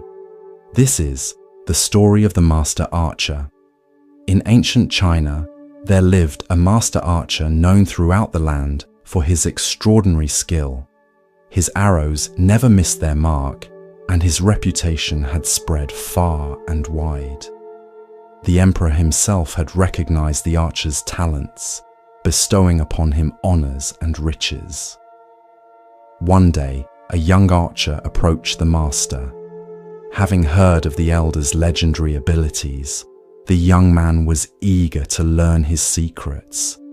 "Master," said the young archer, bowing deeply, "I have practiced archery for many years and have achieved some skill, but I wish to reach the highest levels of mastery, as you have. Please share with me the technique that makes your arrows never miss." The master archer looked at the young man thoughtfully. "Meet me at dawn tomorrow on the mountain," he said. "Bring your bow and arrows." The next morning, the eager student arrived at the appointed place, where the master was waiting. Instead of a practice range with targets, they stood at the edge of a cliff with a deep chasm below. The master led the young archer to the very edge of the precipice, where the ground fell away sharply hundreds of feet to the valley below. Standing at this precarious spot, the master took his position, drew his bow, and shot an arrow into the distance. Then he turned to the student and said, "Now you stand here and shoot." The young archer cautiously approached the edge. Looking down at the dizzying drop, he felt his heart race and his knees weaken. His hands began to tremble as he tried to nock an arrow.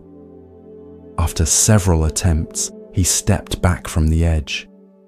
"I cannot shoot from here, master," he admitted.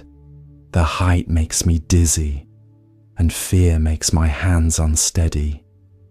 How can I hit a target when I am afraid of falling?" The master nodded and spoke gently. "This is the secret you seek. The difference between us is not in technique or strength. It is that when I shoot, there is only the arrow, the bow, and the target. There is no fear, no thought of success or failure, no awareness of being watched or praised.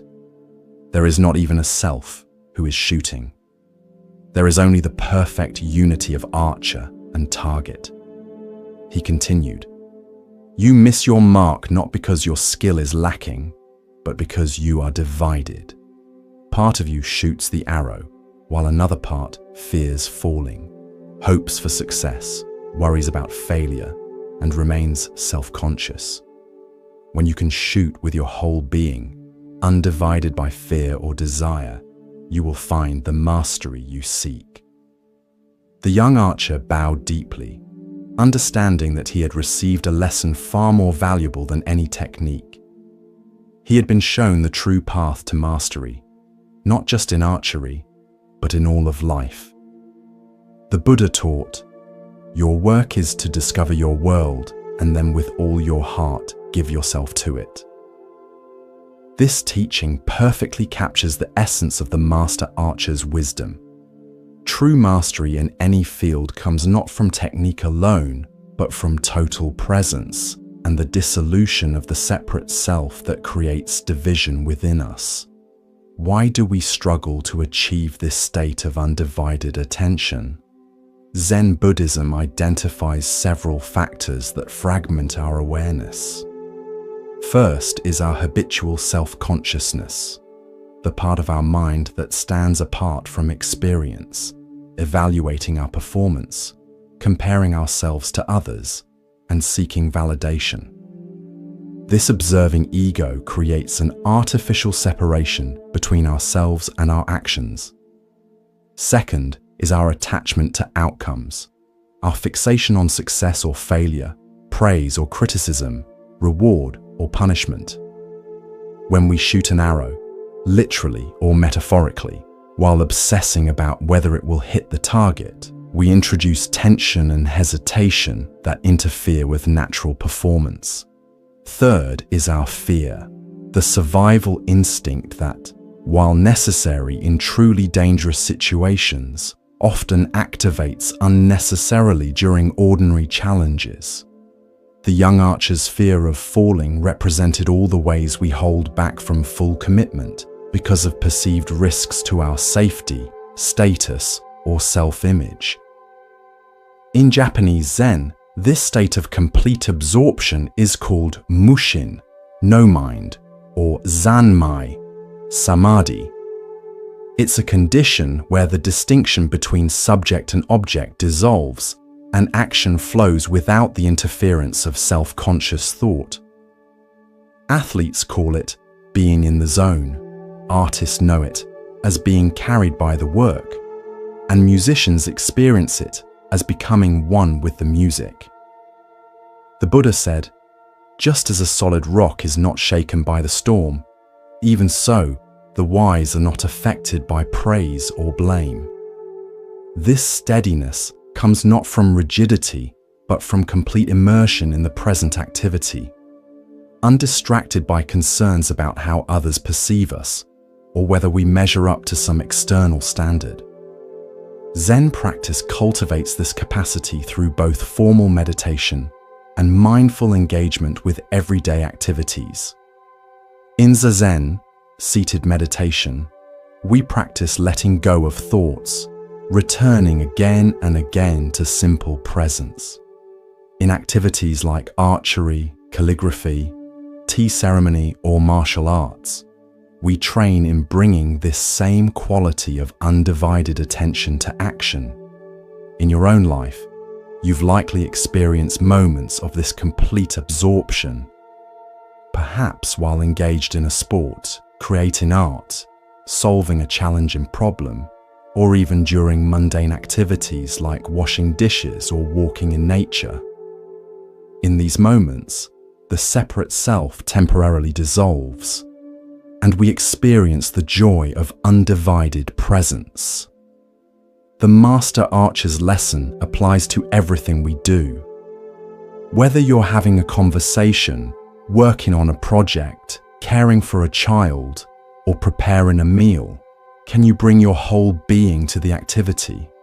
Can you notice when you're divided, part of you present, while another part worries, plans, or judges? As the Buddha taught, there is no way to happiness. Happiness is the way. The satisfaction we seek is not in achieving results, but in the quality of presence we bring to each moment.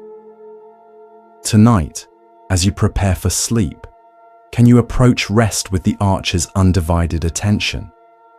Rather than trying to force sleep or worrying about getting enough rest, can you simply be with the experience of lying down, feeling the weight of your body on the bed, and following the natural rhythm of your breath? Remember the Buddha's words, "Peace comes from within. Do not seek it without." The tranquility you seek is available in the complete acceptance of this moment, just as it is.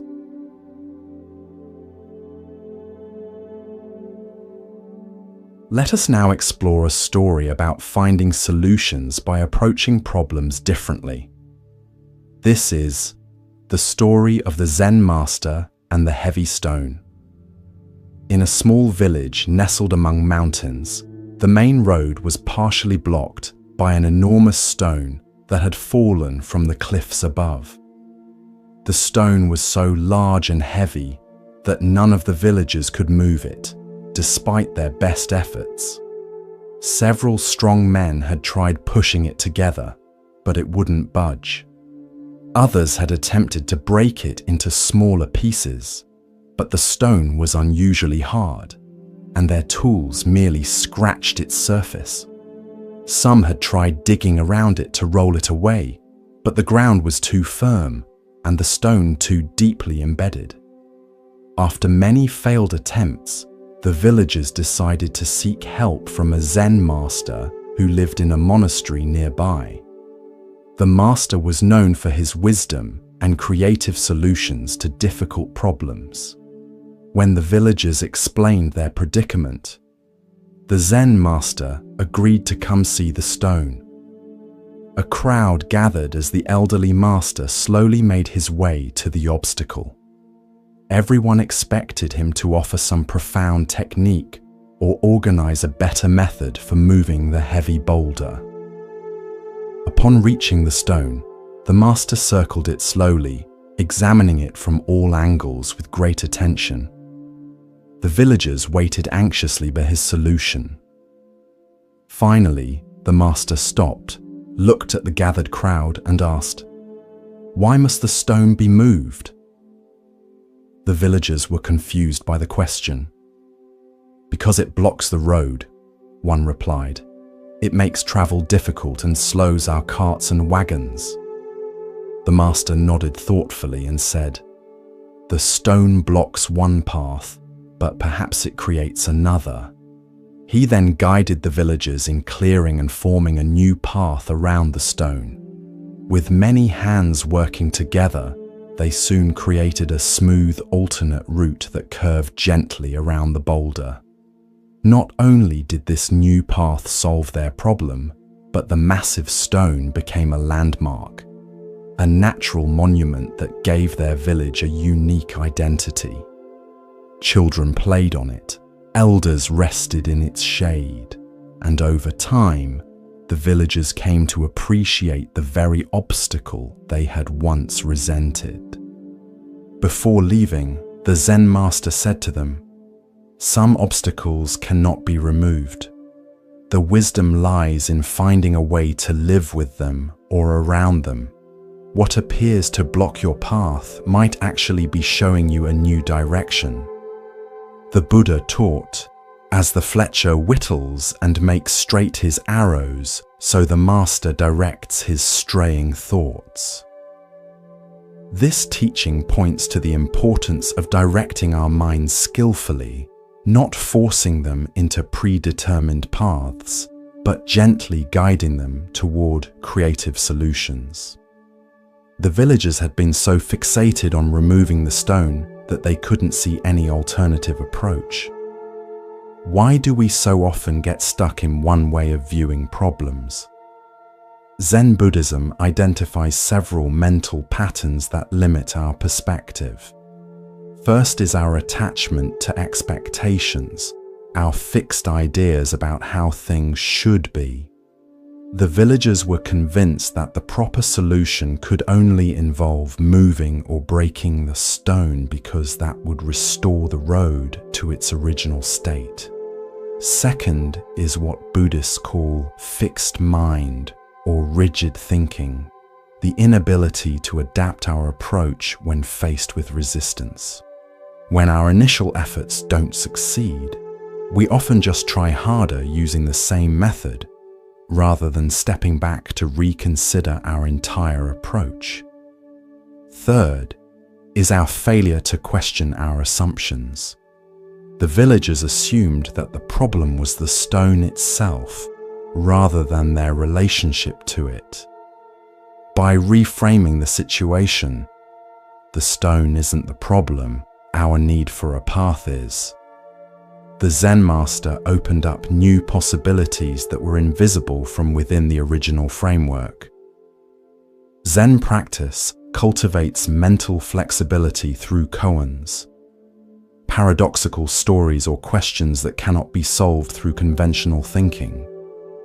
Famous koans like, "What is the sound of one hand clapping?" Or, "What was your original face before your parents were born?" deliberately short-circuit logical analysis, forcing the mind to operate in new ways. This training develops what Zen calls lateral thinking, the ability to approach problems from unexpected angles. The Buddha said, "We are shaped by our thoughts. We become what we think." When our thoughts remain trapped in familiar patterns, our solutions will be equally limited. By cultivating mental flexibility, we open ourselves to innovative approaches that may be hidden in plain sight. In your own life, consider a challenge you've been struggling with, perhaps a relationship difficulty, a work problem, or a personal obstacle? Have you been pushing against your heavy stone, attempting the same solution repeatedly with minimal success? What might happen if, like the Zen master, you stepped back and questioned your fundamental assumptions about the problem?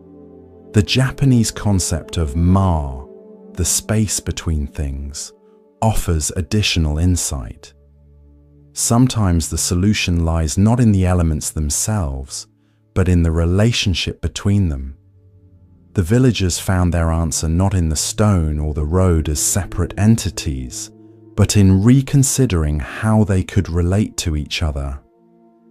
Tonight, as you reflect on challenges in your life, experiment with the Zen master's approach. Ask yourself, what if this obstacle isn't something to be removed, but something to be integrated? What new path might it be revealing? Remember the Buddha's teaching. No matter how hard the past, you can always begin again. Each moment offers a fresh opportunity to see with new eyes and discover solutions hidden beyond our usual perspective. Let us turn to a story about the power of letting go and the freedom it brings. This is the story of the two traveling monks. Two Buddhist monks, Tanzan and Aikido, were once traveling together down a muddy road in the countryside during the rainy season. Heavy rains had fallen, leaving the road flooded in many places and making their journey difficult. As they rounded a bend, they came upon a lovely young woman in a silk kimono and sash, unable to cross a large muddy puddle that blocked the path. She stood hesitating at the edge, clearly distressed about how to proceed without ruining her beautiful clothes. Without a word, Tanzan went to the woman, picked her up in his arms, carried her across the muddy water, and set her down safely on the other side. The woman thanked him with a bow and continued on her way. The two monks walked on in silence for several hours. Finally, unable to contain himself any longer, Aikido spoke out. "Brother Tanzan," he said, "we monks are not supposed to go near females, especially young and lovely ones. It is dangerous. Why did you do that?" Tanzan replied calmly, "I left the girl there by the river." "Are you still carrying her?" Aikido was stunned into silence, suddenly aware of the burden he had been carrying for hours. Not a physical woman, but the weight of judgment, concern, and mental agitation. While Tanzan had responded to a momentary need with compassion and then returned fully to the present journey, Aikido had been dwelling on the incident long after it was over. The Buddha taught, "Let go of the past, let go of the future, let go of the present, and cross over to the farther shore of existence." This teaching perfectly captures Tanzan's wisdom. He understood that true freedom comes not from rigid adherence to external rules, but from maintaining internal freedom, the ability to respond appropriately to each situation and then move on without lingering attachment. Why do we, like Aikido, so often carry unnecessary mental burdens? Zen Buddhism identifies several factors that keep us clinging to what we should release. First is our tendency toward rumination, repeatedly thinking about past events we cannot change. This mental habit consumes energy that could be directed toward the present moment and often reinforces negative emotions like anger, guilt, or anxiety. Second is our attachment to rules over principles. Aikido was so focused on the letter of the monastic rule, avoiding contact with women, that he missed its spirit, cultivating purity of mind and intention. Tanzan, by contrast, understood that compassion sometimes requires breaking conventions, and that true purity lies in the absence of selfish desire, not in rigid rule-following. Third is what Buddhists call papanka, mental proliferation or elaboration. One thought leads to another and another, creating complex narratives that exist only in our minds. Aikido's initial observation led to hours of internal commentary about propriety, risk, and his companion's behavior, all unnecessary and self-created suffering. Zen practice trains us to recognize when we're carrying something that could be put down. Through meditation, we develop the capacity to observe our thoughts without being carried away by them. We learn to distinguish between helpful reflection and unhelpful rumination, and we cultivate the ability to return again and again to the simplicity and freedom of the present moment. The Buddha said, "In the end, only three things matter: how much you loved, how gently you lived, and how gracefully you let go of things not meant for you." This teaching invites us to consider what we might be carrying that no longer serves us: resentments from past injuries, anxiety about future uncertainties, or judgments about ourselves and others. In Japanese Zen, there is a concept called sesshin, which literally means touching the mind-heart. During intensive meditation retreats, practitioners have the opportunity to notice what they've been unnecessarily carrying and experience the lightness that comes from setting these burdens down. This letting go isn't about forgetting or denying our experiences, but about preventing them from becoming obstacles to living fully in the present. In your daily life, notice when you're carrying something long after the actual event has ended. Perhaps replaying a conversation, worrying about a mistake, or nurturing a grievance. Can you, like Tanzan, respond appropriately to what each moment requires and then return to the present without residue? The Buddha taught, happiness never decreases by being shared. Similarly, our peace of mind never decreases by letting go of what no longer needs to be carried.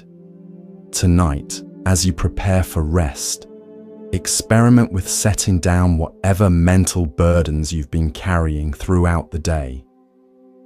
Imagine placing each concern, each unresolved situation, each judgment or worry gently on the ground beside you. They will still be there in the morning if you need to pick them up again, but for now, feel the lightness and spaciousness that comes from traveling unburdened, even if just for the night. Remember Tanzan's wisdom. True freedom lies not in avoiding life's muddy waters, but in crossing them when necessary, and then continuing on your way with an uncluttered heart.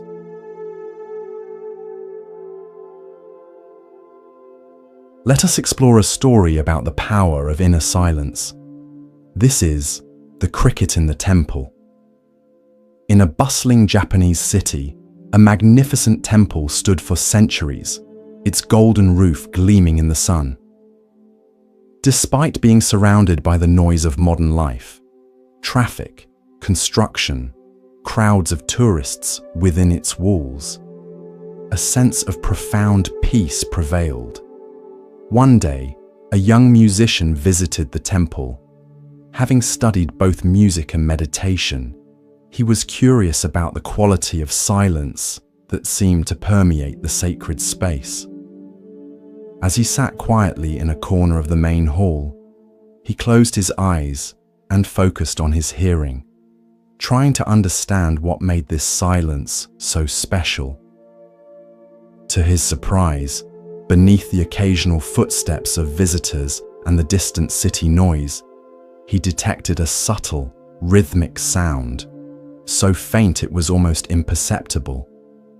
Curious, he followed the sound to its source and discovered a tiny cricket living in a small crack in one of the ancient wooden pillars. The musician was amazed. How could such a tiny creature be heard in this vast space?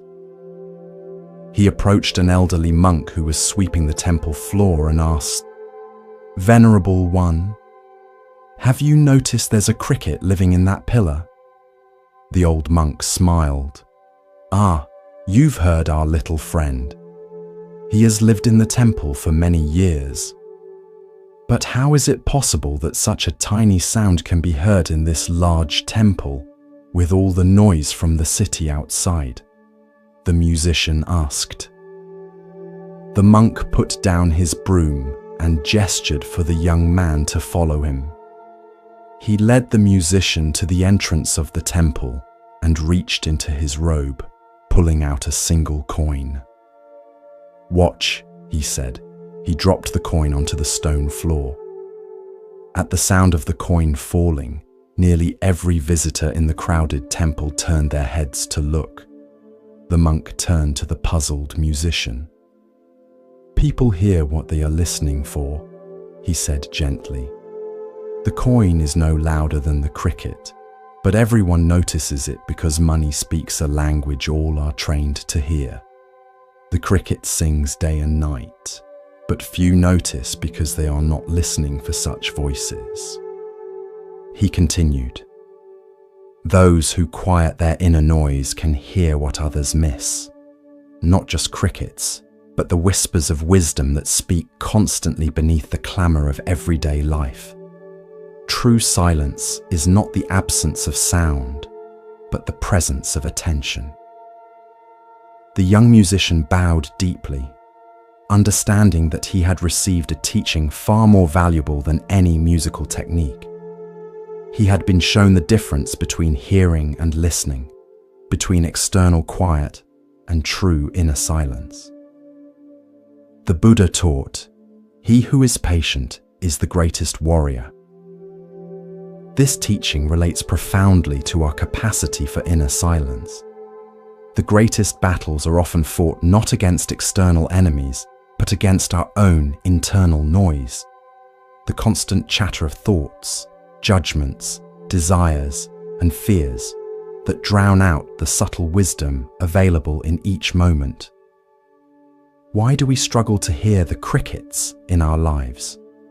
Zen Buddhism points to several factors that create inner noise. First is our conditioning to value certain inputs over others. Just as everyone noticed the falling coin but few heard the cricket, we're trained to pay attention to dramatic events, loud voices, and urgent demands, while overlooking subtle experiences that might contain deeper truth. Second is what Zen calls monkey mind, the restless, agitated quality of consciousness that jumps constantly from thought to thought, rarely settling long enough to perceive what lies beneath surface appearances. This internal chatter creates a veil between us and direct experience, filtering reality through layers of concept and commentary. Third is our diminished capacity for wonder and presence. Children naturally notice crickets, ants, cloud patterns, and other subtle phenomena because they haven't yet learned to dismiss the seemingly insignificant. As adults, we often lose this capacity for direct, unfiltered perception, missing the extraordinary that hides within the ordinary. Zen practice cultivates what might be called active silence, not the absence of thought, but a quality of alert receptivity that allows us to perceive beyond our habitual patterns. Through meditation, we train ourselves to notice when we're caught in internal monologue and gently return to simple presence. This is not about suppressing thoughts, but about developing the capacity to hear what exists beneath and between them. The Buddha said, "All that we are is the result of what we have thought. The mind is everything. What we think, we become." When our minds are filled with constant noise, we become noisy ourselves, distracted, fragmented, and unable to access the deeper wisdom available in silence. In Japanese aesthetics, there is a concept called ma, the meaningful pause or empty space that gives form to the whole. In music, it's the silence between notes that creates rhythm. In conversation, it's the attentive pause that allows for deeper understanding. In life itself, it's the quiet moments of receptivity that often contain the most profound insights. The cricket in the temple represents all the subtle voices of wisdom speaking constantly beneath the surface of our awareness, the intuitions we ignore, the natural rhythms we override, the quiet warnings we dismiss, and the gentle beauty we overlook. When we cultivate inner silence, these voices become audible, offering guidance and insight unavailable to the noisy mind. Tonight, as you rest in the quiet of this moment, can you listen beyond your thoughts to the subtle crickets in your awareness? Perhaps you'll notice the rhythm of your breathing, sensations in your body you typically overlook, or intuitive wisdom about a situation in your life. As the Buddha taught, the quieter you become, the more you can hear. In cultivating this inner silence, we discover that the wisdom we seek has been speaking to us all along. We simply haven't been still enough to hear it. As we continue our journey through the wisdom of Zen Buddhism, let us explore a story that teaches us about the power of presence. This is The Zen Master and the Strawberries. A Zen student came to his master with a troubled heart. "Master," he said, "I have been studying Zen for 3 years now, but my mind is still restless. When I sit in meditation, thoughts flood in. When I try to be mindful during the day, I find myself constantly distracted by worries about the future and regrets about the past. How can I find peace?" The master listened attentively, then said, "Come with me. I wish to show you something." He led the student out of the monastery and down a narrow mountain path. They walked in silence for nearly an hour until they came to a high cliff overlooking a breathtaking valley. Far below, a river wound its way through forests and meadows, glittering in the afternoon sun. The master gestured for the student to sit near the edge of the cliff. When they were both seated comfortably, the master reached into his robe and pulled out 2 perfectly ripe strawberries, placing one before each of them. "Eat," said the master, picking up his strawberry. The student, though confused by this seemingly trivial instruction in the face of his profound spiritual question, obeyed. He picked up the strawberry and bit into it. The flavor was extraordinary, sweet, tart, and intensely fragrant. He had eaten strawberries many times before, but somehow this one tasted different. As they ate in silence, the master observed the student's expression of surprised delight. When they had finished, the master spoke. "Tell me," he said, "while you were eating the strawberry, where was your mind?" The student reflected for a moment. "It was here," he realized. "I was completely absorbed in the taste of the strawberry." "And during those moments," the master continued, "were you troubled by thoughts of the past or future? Were you distracted by worries or regrets?" "No," the student said, understanding beginning to dawn. "There was only the strawberry." The master smiled. "This is the peace you seek. It is not found by eliminating thoughts or achieving some special state. It is found in complete presence with whatever is right in front of you, whether it's a strawberry, a breath, a task, or even a difficult emotion. When you are fully present, past and future cannot touch you. They exist only in thought, and when thought dissolves into pure experience, peace naturally emerges. But, the student protested, the strawberry was easy to be present with because it was pleasant. What about when I face something difficult or painful? An excellent question, nodded the master. The practice is the same, though indeed more challenging. Whether facing a strawberry or a snake, joy or sorrow, praise or blame, presence is always available. The nature of what you face changes, but the quality of awareness you bring to it need not change. This is the great freedom of Zen practice. The student bowed deeply, grateful for the teaching. From that day forward, he approached his practice differently. Rather than struggling to eliminate thoughts or achieve a peaceful state, he focused on bringing complete presence to each moment, each activity, each breath, finding, to his surprise, that the peace he had been seeking had been available all along in the most ordinary experiences of his life.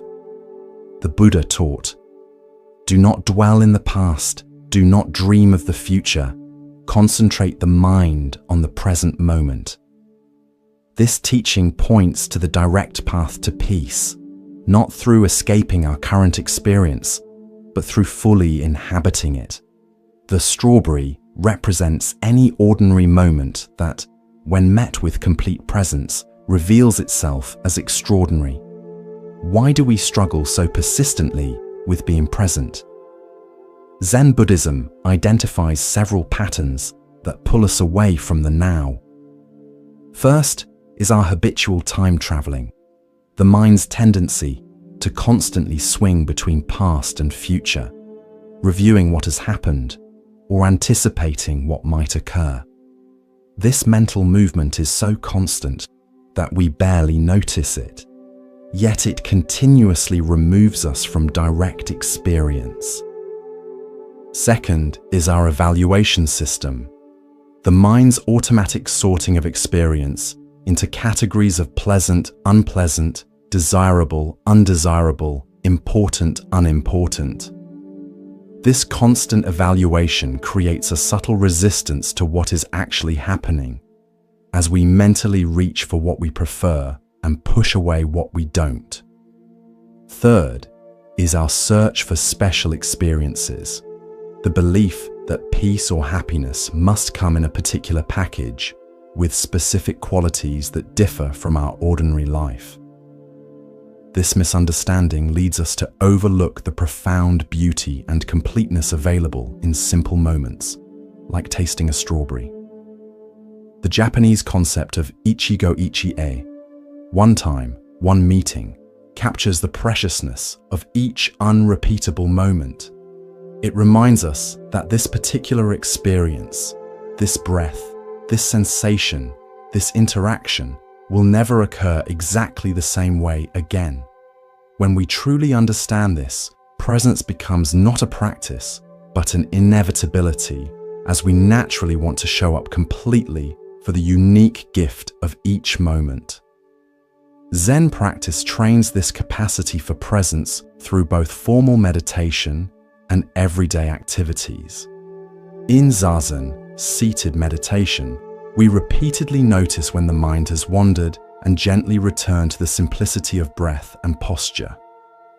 In daily life, activities like walking, eating, cleaning, or working become opportunities to practice the same return to presence. The Buddha said, "The secret of health for both mind and body is not to mourn for the past, worry about the future, or anticipate troubles, but to live in the present moment wisely and earnestly." This wisdom reminds us that presence is not merely a spiritual practice, but the foundation of well-being in all dimensions of life. Tonight, as you rest, can you bring the quality of strawberry-eating presence to the experience of preparing for sleep? Can you feel the weight and texture of your body against the bed, the rhythm of your breathing, the gradual relaxation of your muscles? As the Buddha taught, wherever you are, be there totally. In this complete presence lies the peace that has been available all along, waiting only for our full attention to reveal itself.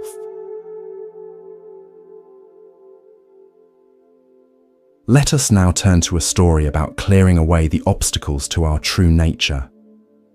This is Polishing the Mirror. A young monk approached his Zen master after years of dedicated practice. Despite his sincere efforts in meditation and study, he felt that enlightenment remained elusive. "Master," he asked with frustration evident in his voice, "I've been practicing diligently for 7 years now. I follow all the precepts. I meditate faithfully every day. I study the sutras with dedication.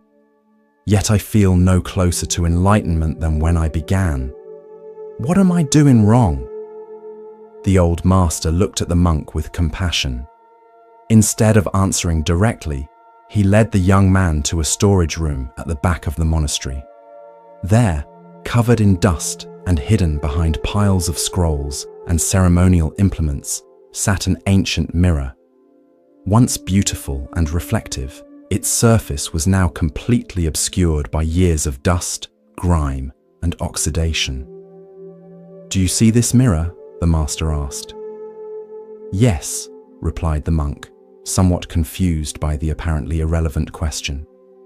"Was this mirror created by the dust that covers it?" The monk frowned. "No, of course not. The mirror exists independent of the dust. The dust merely covers what is already there.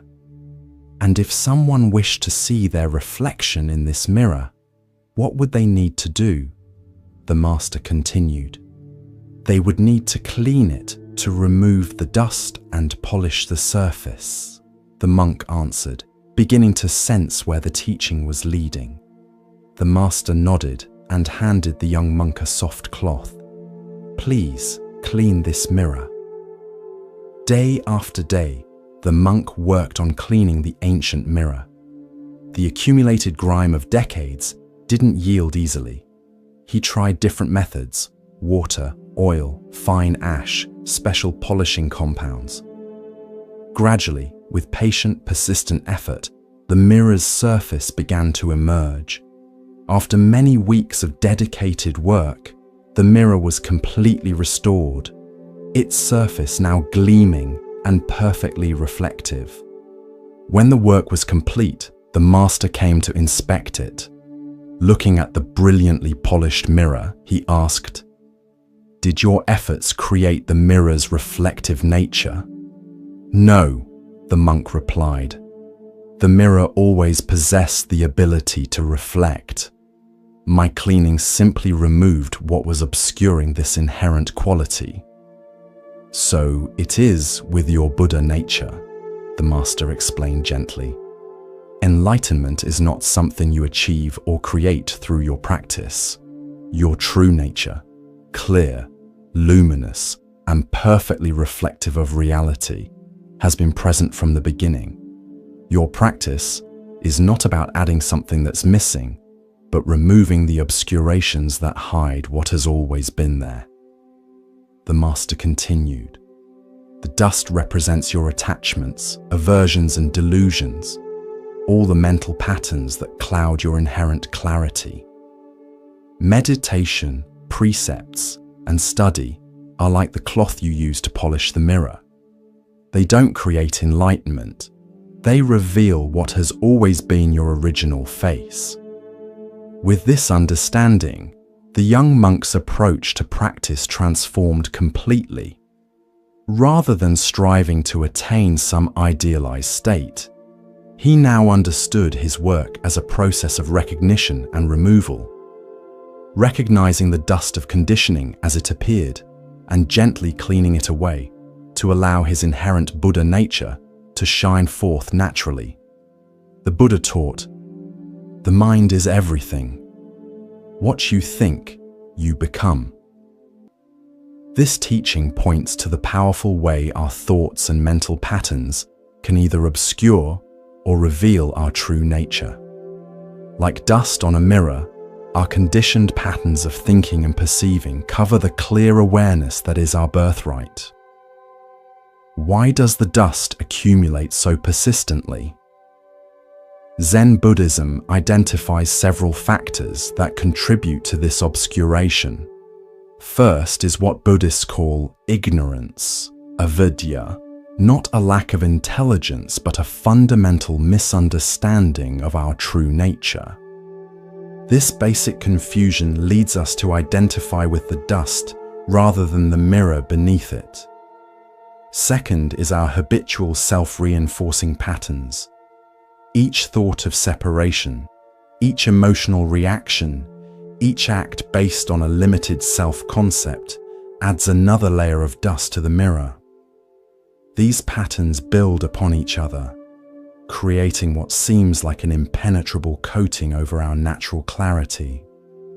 Third is our cultural conditioning, which often emphasizes achievement, acquisition, and improvement rather than recognition, clearing, and allowing. We're taught that we must add something to ourselves to be complete, rather than removing what obscures our inherent completeness. The Japanese term sesshin literally means touching the mind-heart, which beautifully captures the practice of removing dust from the mirror.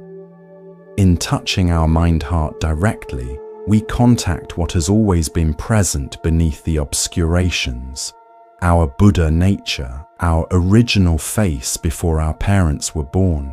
Zen practice is fundamentally a cleaning process. Meditation trains us to recognize thoughts, emotions, and sensations as they arise without being carried away by them. Ethical precepts help us avoid creating more dust through harmful actions. Wisdom teachings point us back to our true nature, encouraging us to look beneath the surface of appearance to the clear mirror that reflects it all. The Buddha said, "What we are today comes from our thoughts of yesterday, and our present thoughts build our life of tomorrow. Our life is the creation of our mind." This teaching reminds us that the dust is not permanent. It can be cleaned away through aware attention to our present thoughts and actions. In your daily life, notice when the mirror of your awareness becomes clouded by stress, worry, judgment, or reactivity.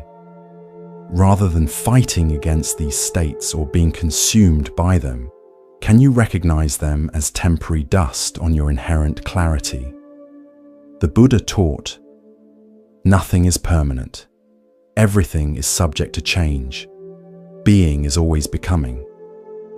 This impermanence applies not only to external conditions, but to our internal states as well, including the dust that seems to obscure our clear nature. Tonight, as you prepare for rest, imagine the day's accumulated dust of thoughts, emotions, and experiences gently being wiped away, revealing the clear, reflective surface of your inherent awareness. As the Buddha said, "Look within. Thou art the Buddha." The pristine mirror of your true nature has been present all along, waiting only for the patient, loving work of clearing away what obscures it.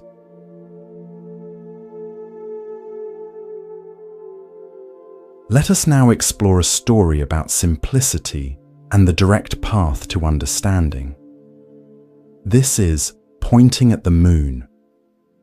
One evening, a Zen master was walking with his disciple under a brilliant full moon.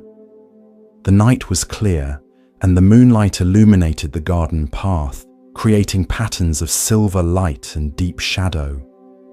As they walked in companionable silence, the master noticed the disciple was troubled, his brow furrowed in concentration. "What troubles you?" asked the master.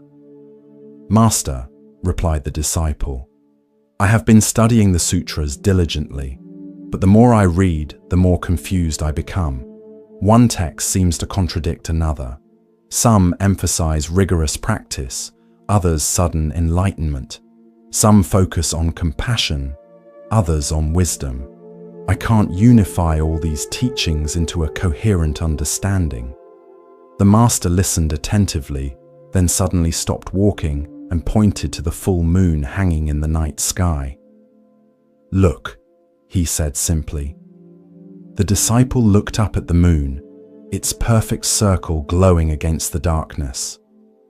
"Tell me," said the master, "are you looking at my finger or at the moon?" "At the moon, of course," replied the disciple, somewhat confused by the question. "And did you need to analyze or study my finger in order to see the moon?" "No," said the disciple. "Your finger merely pointed the way." The master nodded.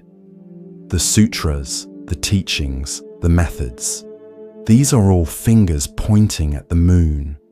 They are not the moon itself. They direct us toward direct experience of reality, but they are not that reality. If you focus too much on the finger, analyzing it, comparing it to other fingers, debating its merits, you may entirely miss what it's pointing toward. The master continued walking, and after a few steps added, "The teachings may seem contradictory because they are addressing different people with different needs, or describing different aspects of the same reality, like many fingers pointing at the same moon from different angles. But the moon itself is not divided or contradictory. When you look directly at it, there is only moonlight, perfectly unified and complete."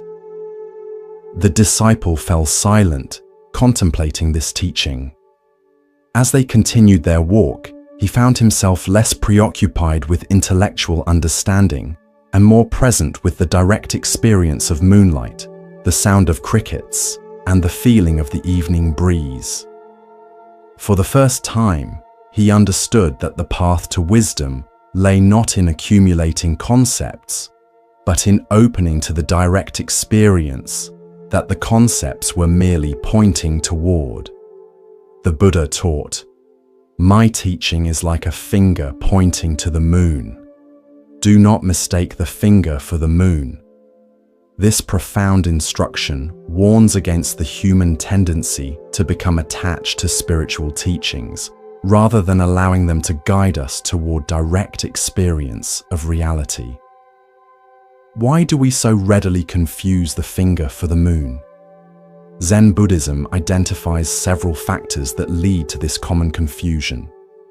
First is our deeply ingrained habit of conceptual thinking.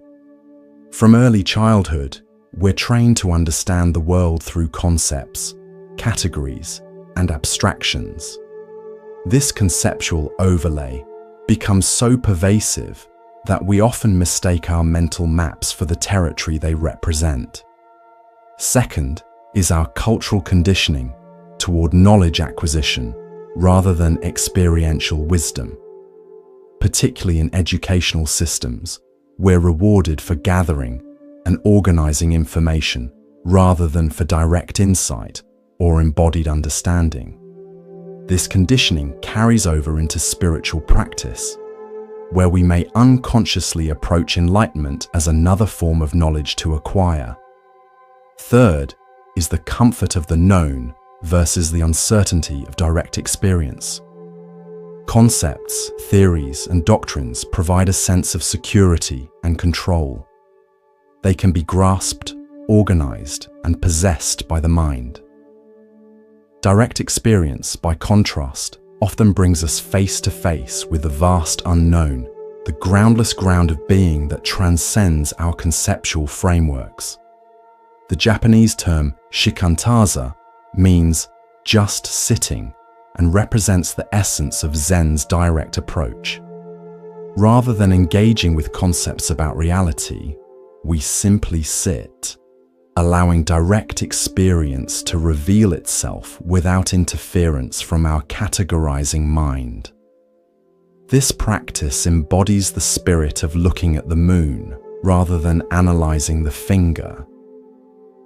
In Zen, even teachings about non-attachment to teachings can become a finger mistaken for the moon. This is why Zen often employs paradox, silence, or unexpected actions to disrupt our conceptual thinking and point directly to experience beyond words. The master who holds up a flower, the teacher who gives a shout, the sudden sound of a stick striking the floor. These all serve to jolt us out of conceptual understanding into direct perception. The Buddha said, "If you light a lamp for someone else, it will also brighten your path." This teaching reminds us that the finger of doctrine exists to illuminate our way, not to become an object of attachment. When we use teachings appropriately, as guides rather than goals, they naturally lead us toward the clarity they were designed to reveal. In your own spiritual or personal development journey, notice when you might be focusing more on fingers than moons.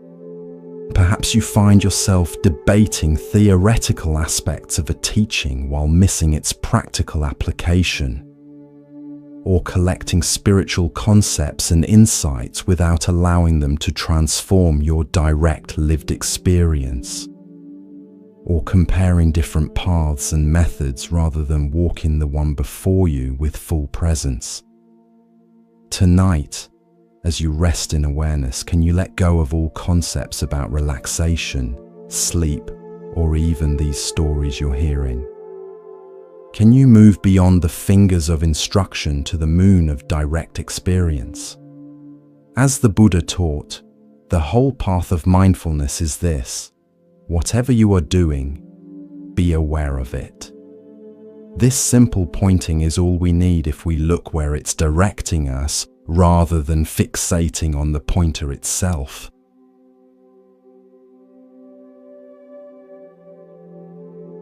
Let us now turn to a story about our relationship with challenges and obstacles.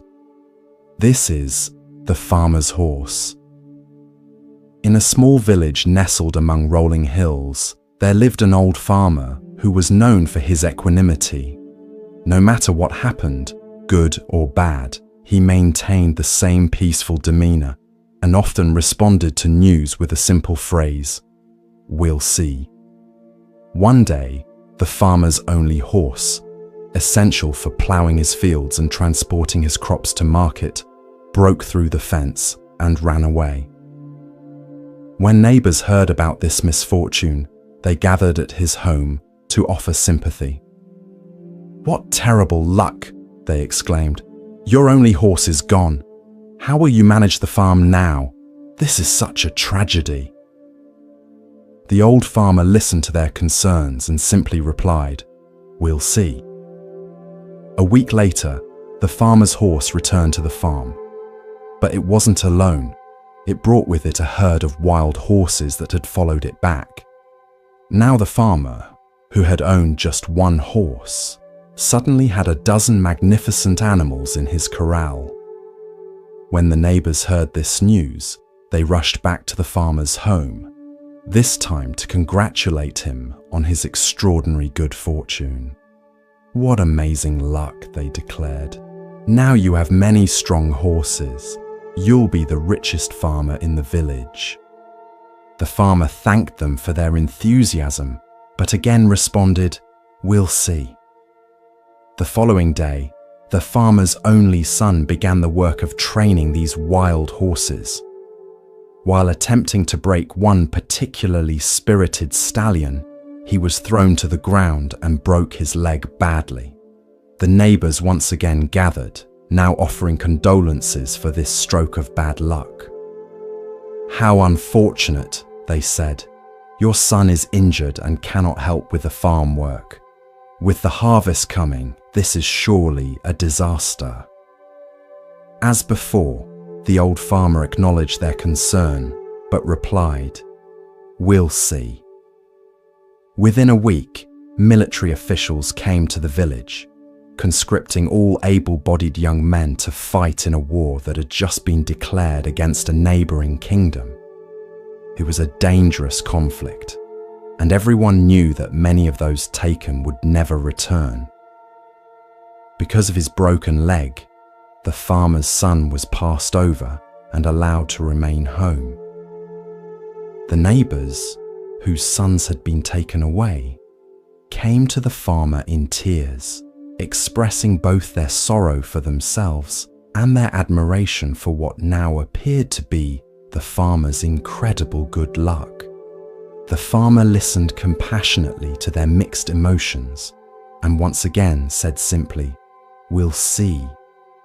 The Buddha taught, "Do not judge by appearances. Find the truth behind all form." This wisdom is perfectly embodied in the farmer's story. His consistent response of "we'll see" reflects a profound understanding that no event can be fully judged in isolation. Its meaning and impact continue to unfold within a complex web of causes and conditions. Why do we rush to categorize experiences as fortunate or unfortunate? Zen Buddhism points to our mind's habitual dualistic thinking, its tendency to sort all experiences into binary categories like good, bad, desirable, undesirable, or helpful, harmful. This automatic sorting gives us a sense of orientation and control, but often prevents us from perceiving the complex, ever-changing nature of reality.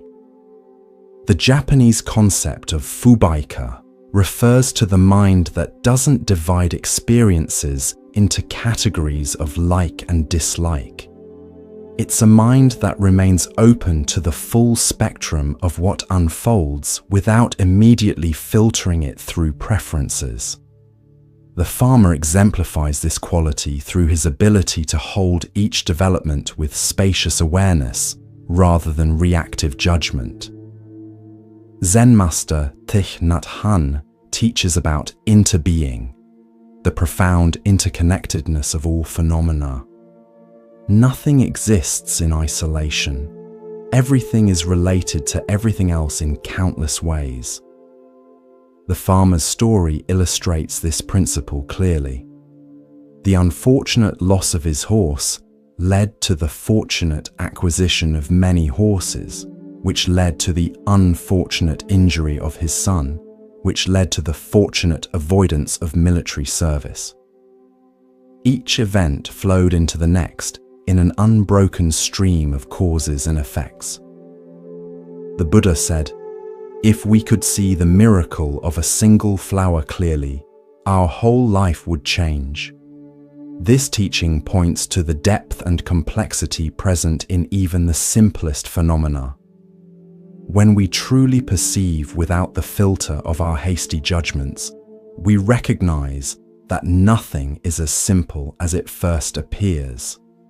Each experience contains multiple dimensions and carries potential for developments we cannot foresee. Zen practice cultivates this capacity for suspended judgment through mindfulness of our automatic reactions. We train ourselves to notice when the mind quickly labels an experience as good or bad, desirable or undesirable. By creating space around these immediate reactions, we develop the farmer's ability to meet life with an open "we'll see" rather than closed certainty. In practical terms, this approach doesn't mean becoming passive or indifferent. The farmer still took appropriate action at each stage, searching for his lost horse, helping his son heal, adapting to changing circumstances. But he did so without the additional suffering that comes from premature judgment and emotional reactivity. The Buddha taught, as rain falls equally on the just and the unjust, do not burden your heart with judgments, but rain your kindness equally on all. This teaching extends the farmer's equanimity toward all experiences to our treatment of all beings. When we suspend our rush to judgment, we create space for compassion to arise naturally. Tonight, as you reflect on recent events in your life that you've categorized as fortunate or unfortunate, can you hold them with the farmer's will see perspective? Can you recognize that the full meaning and impact of these experiences are still unfolding? As the Buddha said, nothing is permanent. Everything is subject to change. Being is always becoming. In this understanding lies the wisdom to meet life's continuous unfolding with equanimity and grace.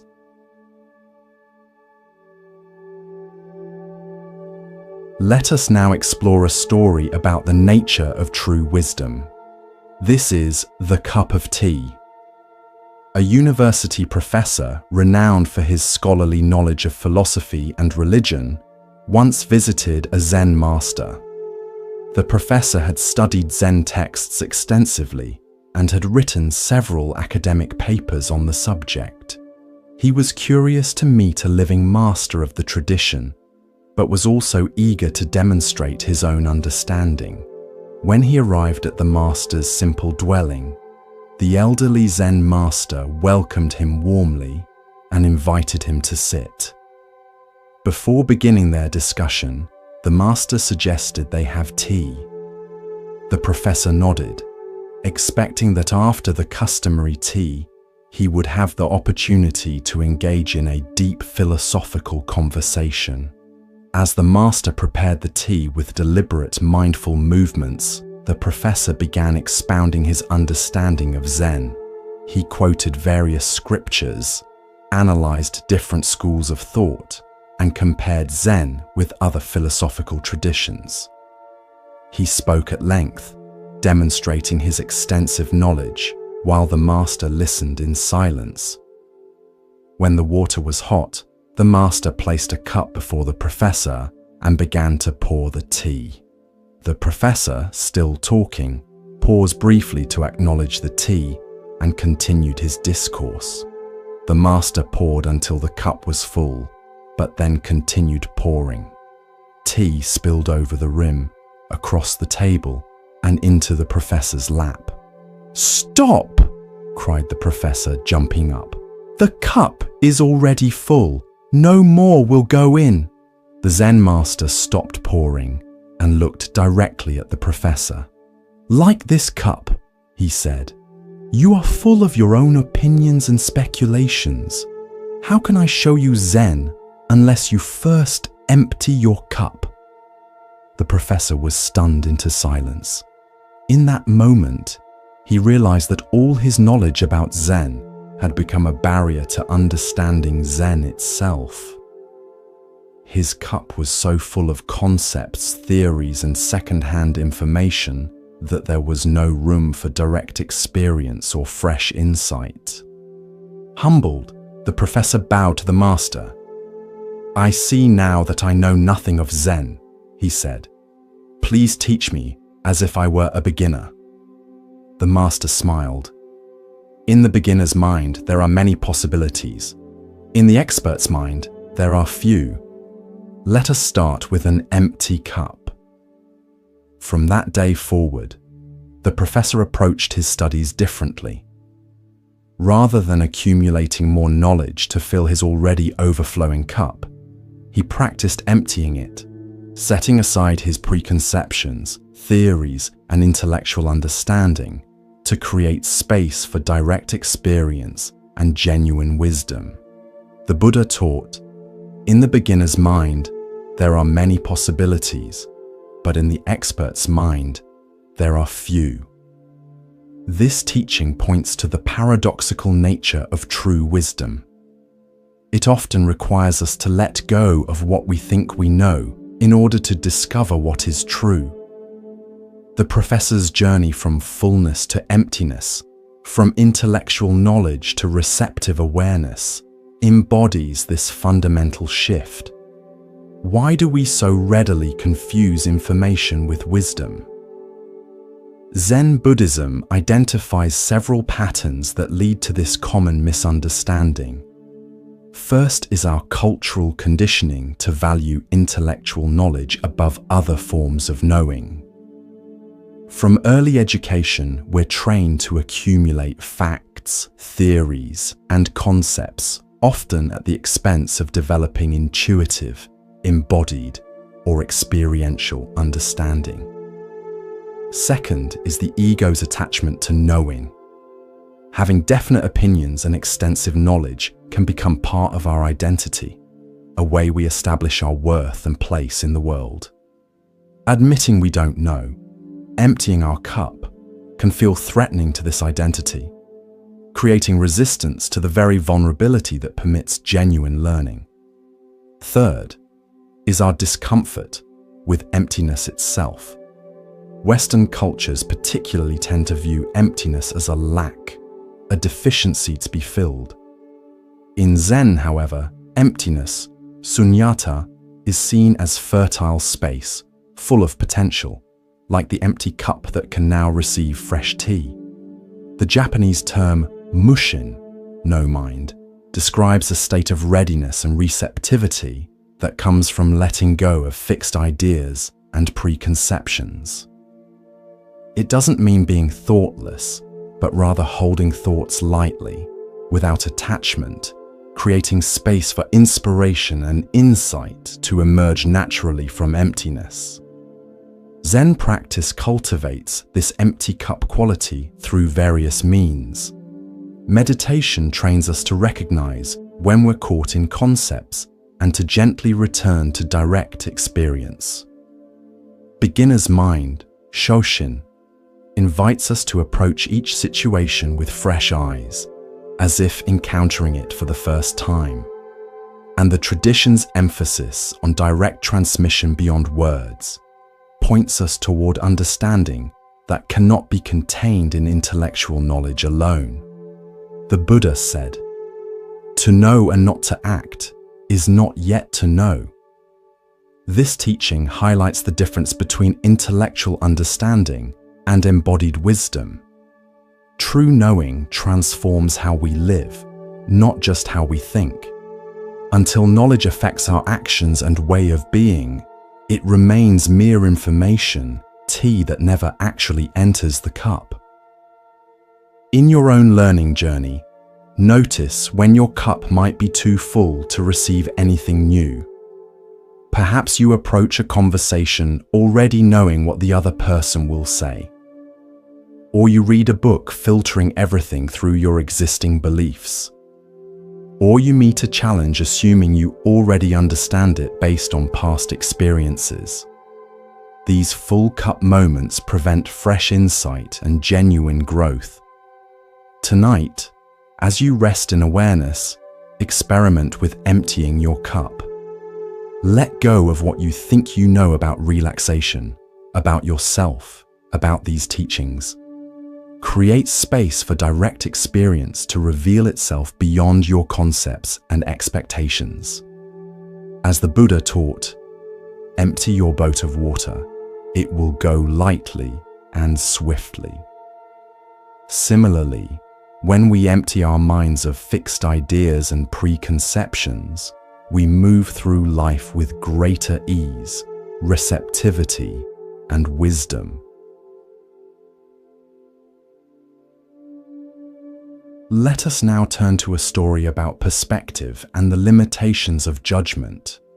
This is The Gate of Paradise. There once was a samurai warrior who was known throughout the land for his exceptional skill and unwavering dedication to the samurai code of honor.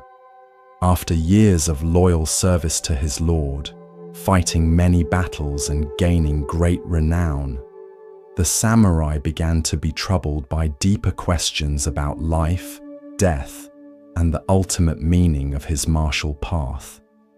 Having heard of a wise Zen master living in a remote mountain temple, the samurai decided to make the journey to seek answers to his questions. After many days of difficult travel, he finally arrived at the temple gate. The master, an elderly monk of small stature and simple appearance, came out to greet him.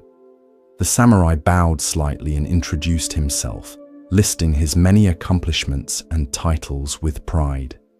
Then he asked, "Master, I have come to inquire about heaven and hell. Can you tell me about these realms?" The Zen master looked up at the imposing warrior and suddenly burst into mocking laughter. "You call yourself a samurai," he said derisively. "Look at you. You're nothing but a posturing fool in a costume. What lord would want such a ridiculous figure guarding him? You'd better run along and stop wasting my time with your childish questions." Upon hearing these words, the samurai's face flushed with rage. His pride deeply wounded, he reached for his sword and drew it with lightning speed, raising it above his head to strike down the insolent monk. At that precise moment, with the blade poised in the air, the master looked calmly into the warrior's eyes and said softly, "That is the gate of hell." The samurai froze. In a flash of insight, he understood what the master had done, deliberately provoking him to demonstrate how quickly pride, anger, and violence could arise, creating a hell realm in his own mind. Humbled by this realization, the samurai slowly lowered his sword and sheathed it, bowing deeply to the master in gratitude for the profound teaching. As he straightened from his bow, the master looked at him with gentle eyes and said, "And that is the gate of paradise." In that moment, the samurai understood that heaven and hell were not distant realms to be entered after death, but states created by his own mind in each moment through his choices, reactions, and awareness. The Buddha taught, "What we are today comes from our thoughts of yesterday, and our present thoughts build our life of tomorrow. Our life is the creation of our mind." This teaching illuminates the central insight of the samurai's experience, that states of suffering and freedom are generated from within through our reactions to circumstances rather than imposed from without. Why do we so readily create our own hell realms? Zen Buddhism identifies several habitual patterns that lead to this creation. First is our reactivity, the almost automatic way we respond to triggers with fixed patterns of emotion and behavior. The samurai's instant shift from pride to rage exemplifies this reactivity, showing how quickly a perceived insult can generate intense suffering. Second is our identification with self-image, our attachment to how we see ourselves and how we believe others should see us. The samurai's self-concept as an honorable, respected warrior made him vulnerable to the master's deliberate provocation. When this image was threatened, hell appeared immediately in the form of violent rage. Third is our disconnect from awareness, the way we lose touch with our observing consciousness when overcome by strong emotions. In his anger, the samurai temporarily forgot his deeper questions and spiritual aspirations, becoming completely identified with his reactive self. The Japanese concept of Fudo-shin, immovable mind, describes a quality of equanimity that remains steady regardless of external provocations or circumstances. This is not rigid suppression of emotion, but rather a centered awareness that allows emotions to arise without being controlled by them. The samurai glimpsed this quality when he lowered his sword, stepping back from reactivity into conscious choice. Zen practice cultivates this awareness through various means. Meditation trains us to observe our reactions arising without immediately acting on them. Mindfulness in daily life helps us notice our triggers and patterns as they emerge. And teachings on non-self encourage us to hold our identities lightly. reducing the reactivity that comes from threatened self-image. The Buddha said, "You will not be punished for your anger. You will be punished by your anger." This teaching points to the self-created nature of our suffering. The hell realms we experience come not as punishment for our reactions, but as the direct experience of those reactions themselves. Similarly, our moments of paradise arise not as reward, but as the natural fruition of awareness, compassion, and presence. In your own life, notice the gates of hell and paradise as they appear in ordinary moments. Perhaps you react with irritation when someone drives too slowly in front of you, creating a mini hell realm of frustration and hostility. Or you respond with patience and understanding when a child makes a mistake, opening a gate to paradise through your compassion.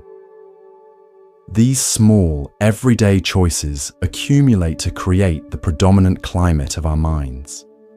Tonight, as you transition towards sleep, notice if your mind begins to create any hell realms through worry, planning, or reviewing the day's frustrations.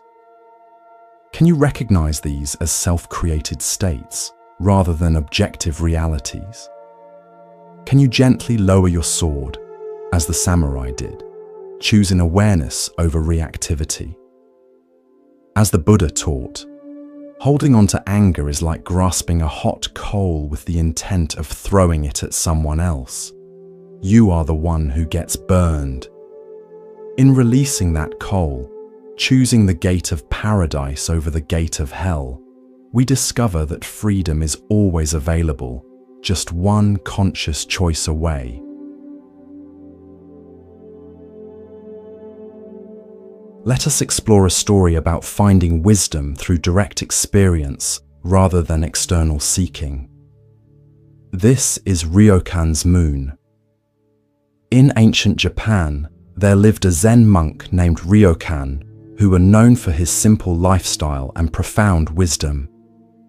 He lived alone in a small hut on the mountainside, with few possessions and no luxuries. Yet despite this apparent poverty, his face always reflected a deep contentment and joy that many wealthier people envied. One evening, a thief broke into Ryokan's hut, only to find there was nothing of value to steal. Ryokan was meditating in the corner and heard the intruder searching through his few belongings. Recognizing what was happening, Ryokan spoke gently without turning around. "You have come a long way to visit me," he said, "and you should not return empty-handed. Please take my clothes as a gift." The thief was startled by this unexpected response, but took the monk's tattered robe and quickly fled the hut, confused by the strange encounter.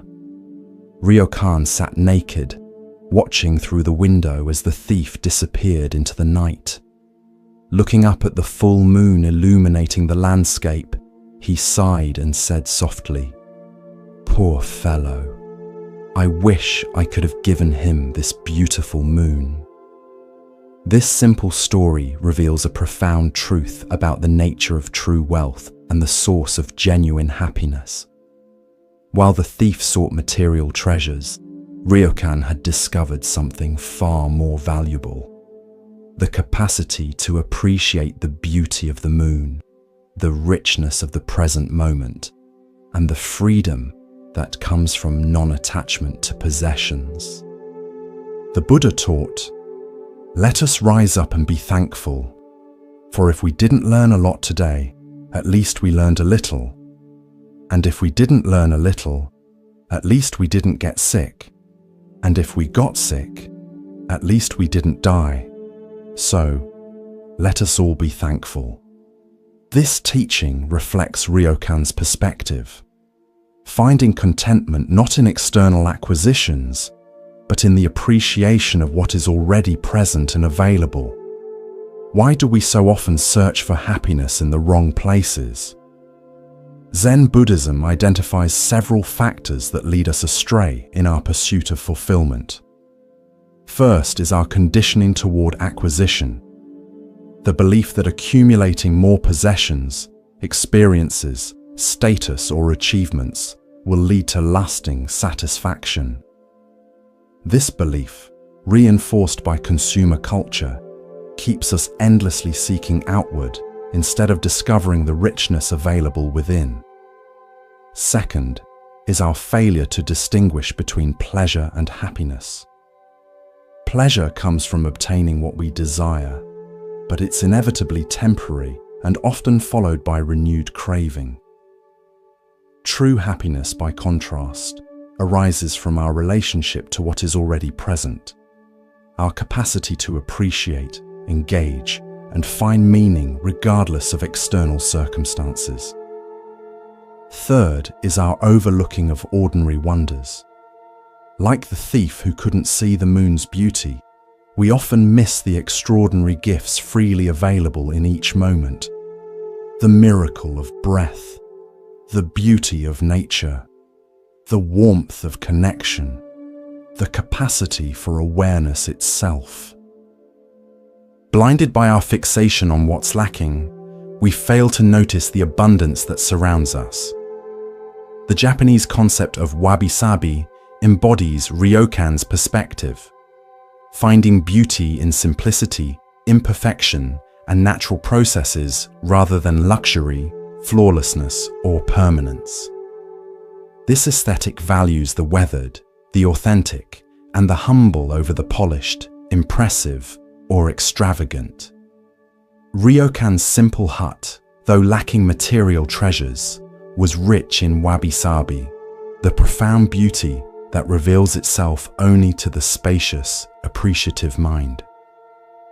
Zen practice cultivates this capacity for appreciation through mindfulness of ordinary experiences.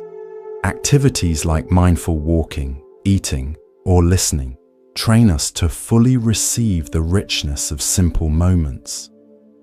Meditation helps us recognize how our constant reaching for something else prevents us from experiencing what's already here. And the tradition's emphasis on simplicity creates space for deepening appreciation rather than constant acquisition. The Buddha said, "Health is the greatest gift, contentment is the greatest wealth, faithfulness is the best relationship." This teaching points to the true sources of well-being, not external possessions, but internal qualities of mind and heart. Ryokan embodied this understanding, finding wealth not in material goods, but in his appreciation of the moon, his generous spirit, and his freedom from attachment. In your own life, notice when you fall into the thief's pattern of overlooking freely available treasures while searching for something else. Perhaps you scroll through social media feeling dissatisfied when the beauty of the present moment goes unnoticed, or you focus on what's missing in a relationship rather than appreciating what's being offered, or you postpone happiness until some future achievement while missing opportunities for joy right now. Tonight, as you rest in awareness, can you adopt Ryokan's perspective? Can you recognize the moon in your own life, the beauty, wonder, and richness that need no acquiring because they're already present? As the Buddha taught, the way is not in the sky, the way is in the heart. The contentment we seek is not found in what we can obtain, but in our capacity to appreciate what is freely given in each moment.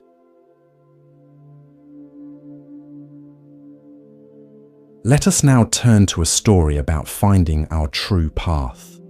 This is choosing the right boat.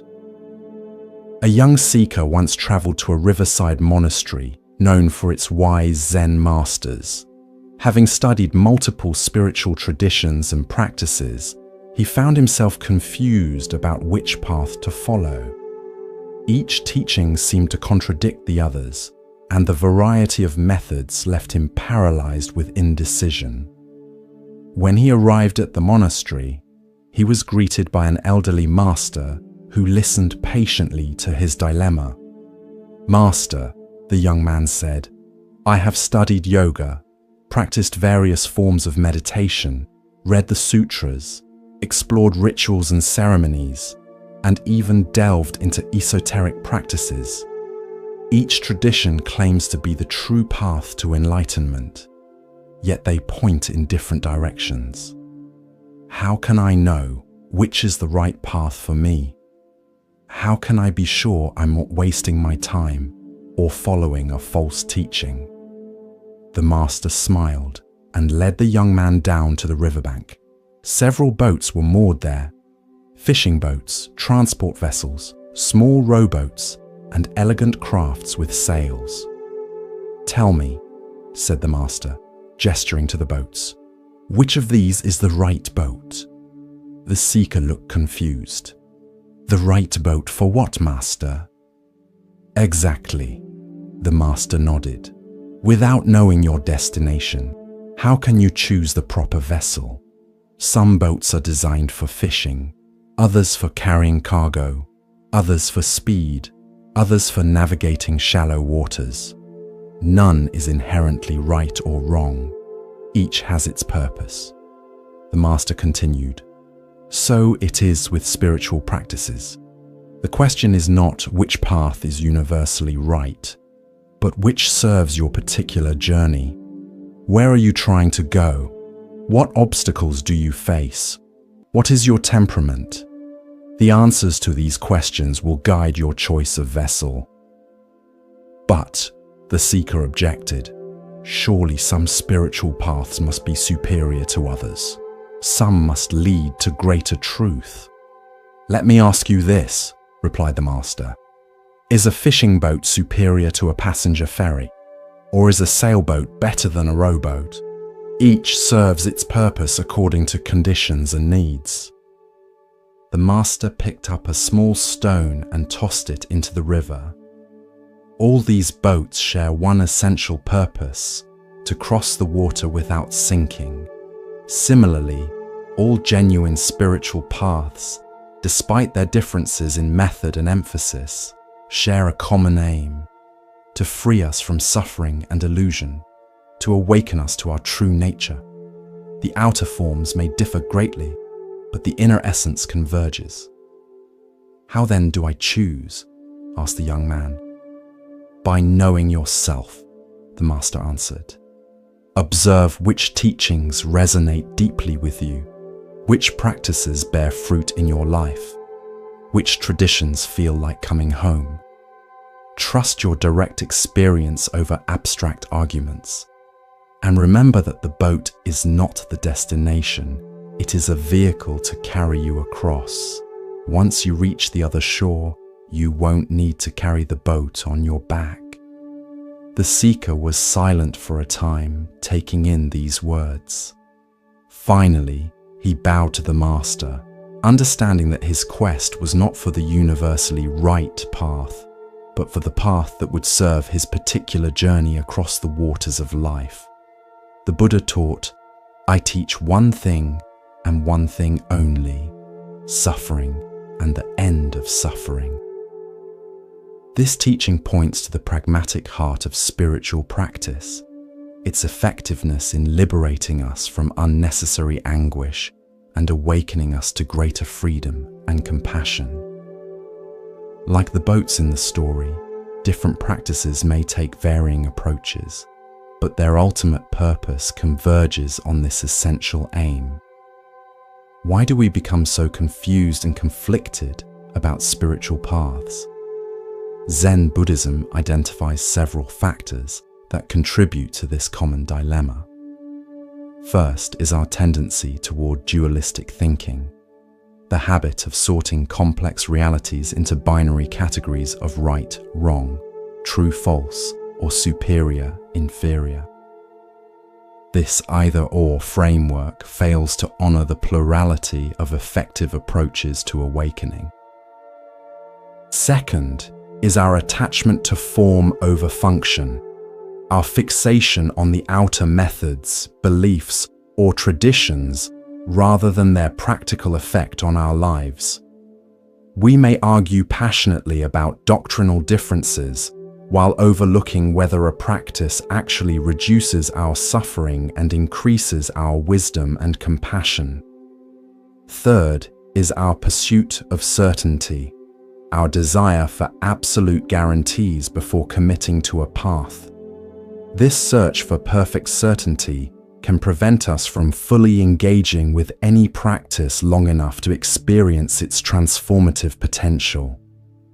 The Japanese concept of jiriki and tariki, self-power and other power, represents two fundamentally different approaches to spiritual practice, one emphasizing personal effort and discipline, the other surrendering to a power beyond the individual self.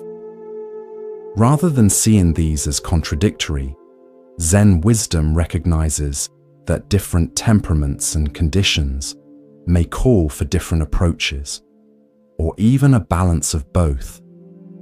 Zen practice itself embodies this pragmatic spirit through its emphasis on direct experience rather than doctrine. "If you meet the Buddha on the road, kill him," is a famous Zen saying that warns against attachment to any fixed concept or authority, even the Buddha himself. True Dharma is found not in allegiance to external teachings, but in the direct realization of our own Buddha nature. The Buddha said, "Believe nothing, no matter where you read it or who said it, unless it agrees with your own reason and common sense." This teaching encourages us to test spiritual claims against our direct experience, rather than accepting them based on authority alone. Like choosing the right boat for our journey, selecting spiritual practices involves discerning what actually serves our particular needs and conditions. In your own spiritual or personal development journey, notice if you've been caught in confusion similar to the young seekers. Perhaps you've felt overwhelmed by conflicting spiritual teachings or personal growth methods, or you've worried about finding the one true path among many options.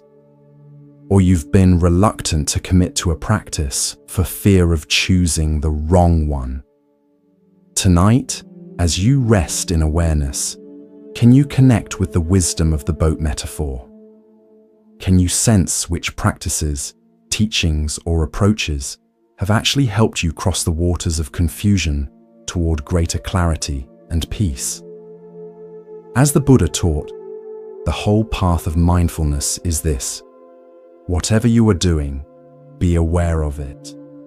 This simple instruction reminds us that the most important quality of any spiritual approach is its capacity to awaken us to the present moment, the only place where genuine transformation can occur.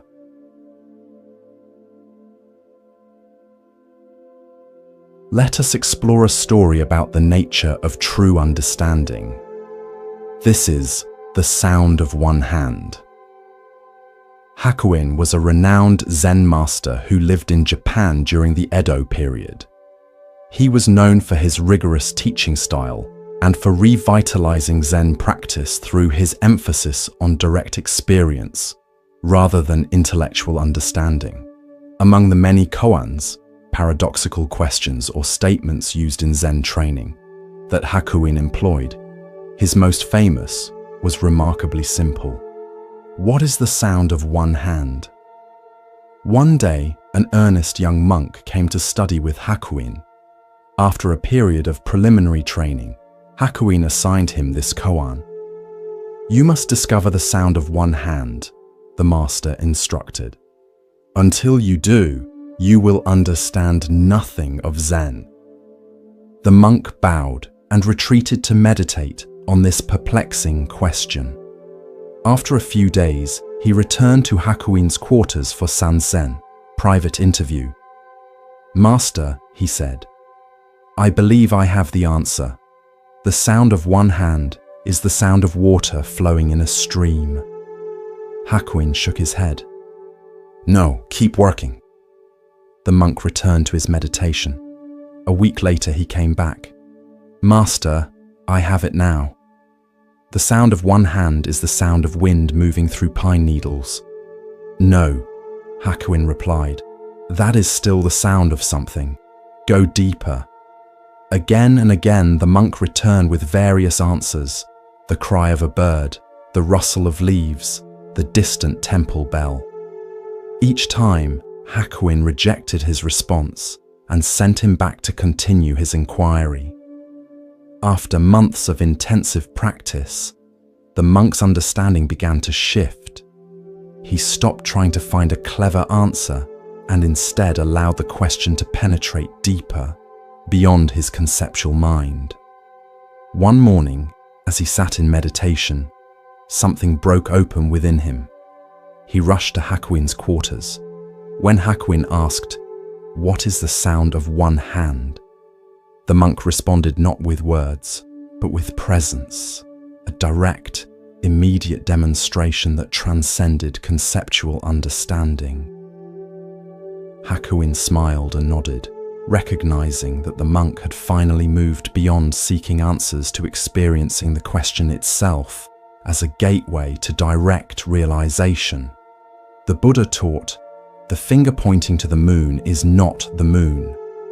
This teaching highlights the distinction between conceptual understanding, which points toward truth, and direct realization, which is truth itself.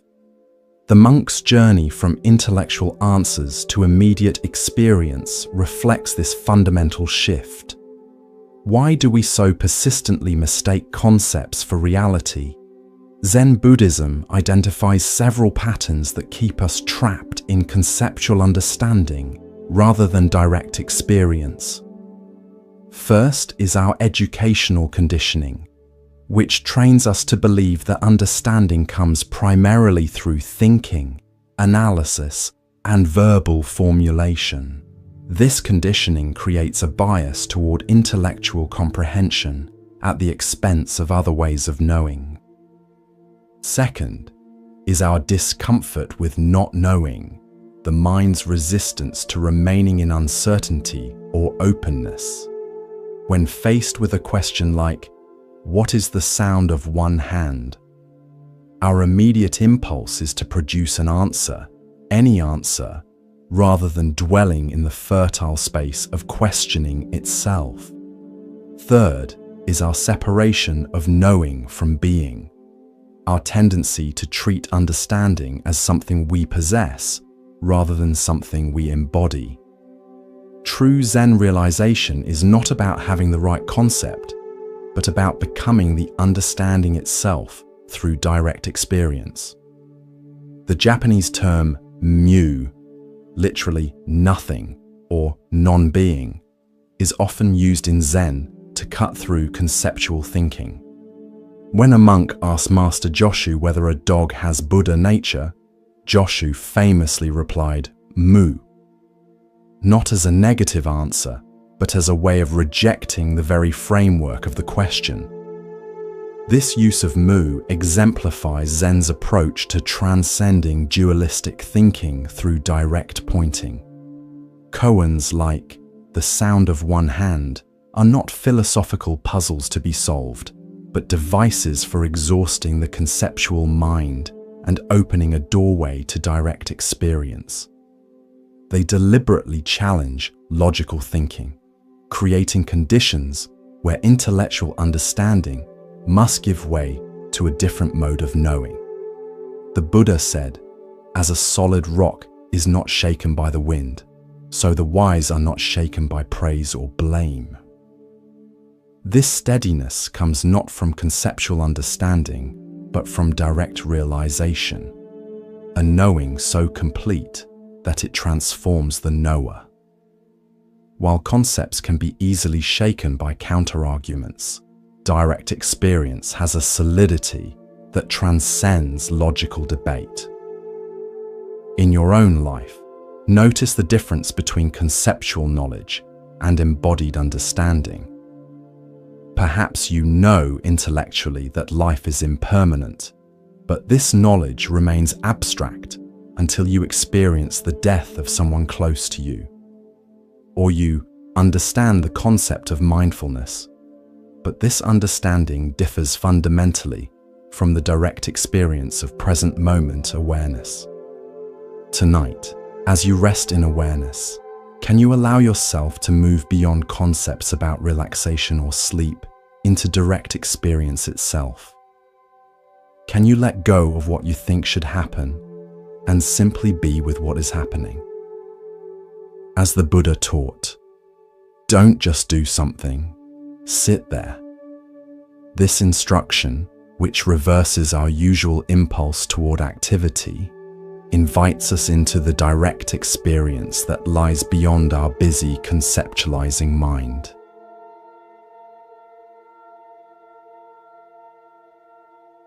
Let us now turn to our final story, one that illuminates the way beyond seeking. This is the Sacred Mountain. In ancient China, a young scholar named Li had devoted years to studying spiritual texts from various traditions.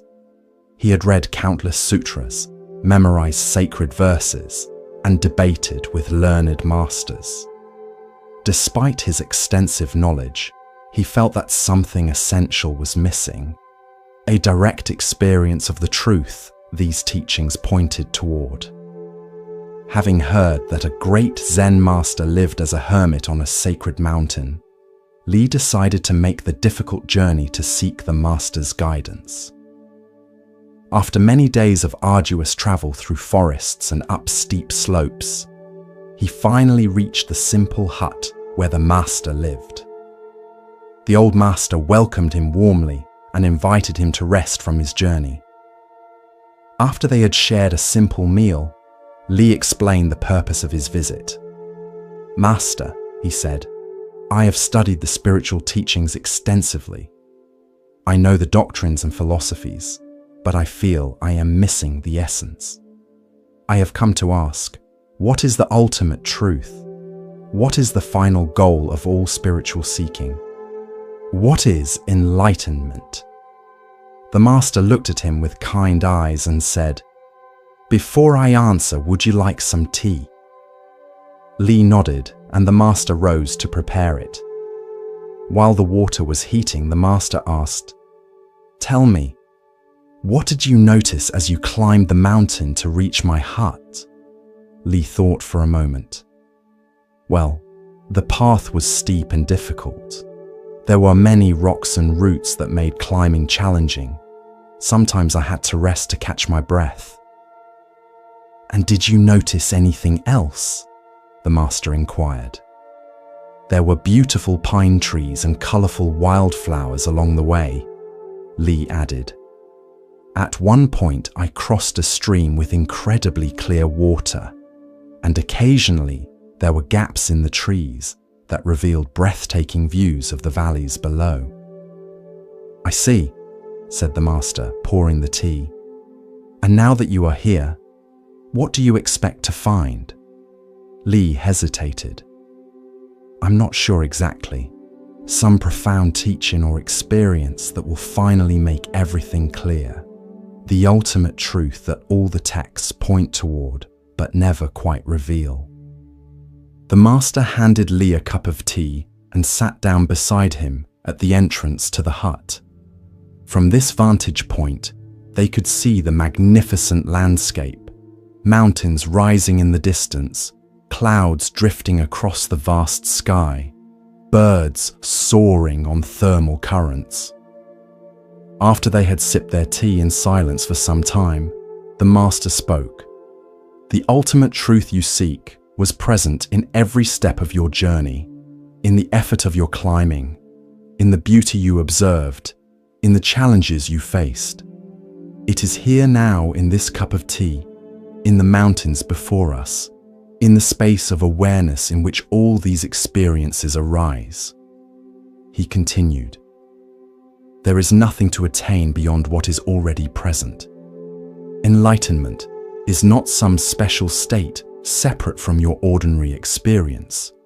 It is seeing the extraordinary within the ordinary, recognizing the sacred nature of each moment.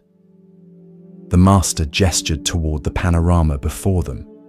This mountain you call sacred is no more sacred than the ground where your home stands. These trees are no more special than those growing in your village. This moment is no different in its essential nature from every other moment of your life. Li looked confused. Then why did I need to make this difficult journey? Why do we study and practice at all? The master smiled. The journey was necessary not because the truth is hidden on this mountain, but because you believed it was. Sometimes we must exhaust our seeking before we can recognize what has never been absent. The spiritual path is not about finding what is missing, but about seeing what is already here. As they continued to sit in the quiet beauty of the mountain evening, Li began to understand. The truth he had been seeking was not hidden in esoteric teachings or special experiences, but in the direct, unfiltered encounter with life itself, just as it is in all its ordinary marvel. The Buddha taught, if we could see the miracle of a single flower clearly, our whole life would change. This teaching points to the radical shift in perception that occurs when we stop overlooking the ordinary and recognize the profound nature of what is already present. Li's journey up the sacred mountain represents our common belief that truth is elsewhere, requiring special circumstances or experiences to access. Why do we persistently believe that what we seek is somewhere else? Zen Buddhism identifies several patterns that maintain this illusion. First is our tendency toward idealization, our creation of perfect mental images of enlightenment, peace, or fulfillment that we then compare unfavorably with our present experience. This comparison guarantees dissatisfaction with what is already here. Second is what Buddhists call spiritual bypassing, using spiritual ideas or practices to avoid direct engagement with the messy, challenging aspects of ordinary life. By placing truth on a distant mountain, we create a convenient excuse for not finding it in our everyday circumstances.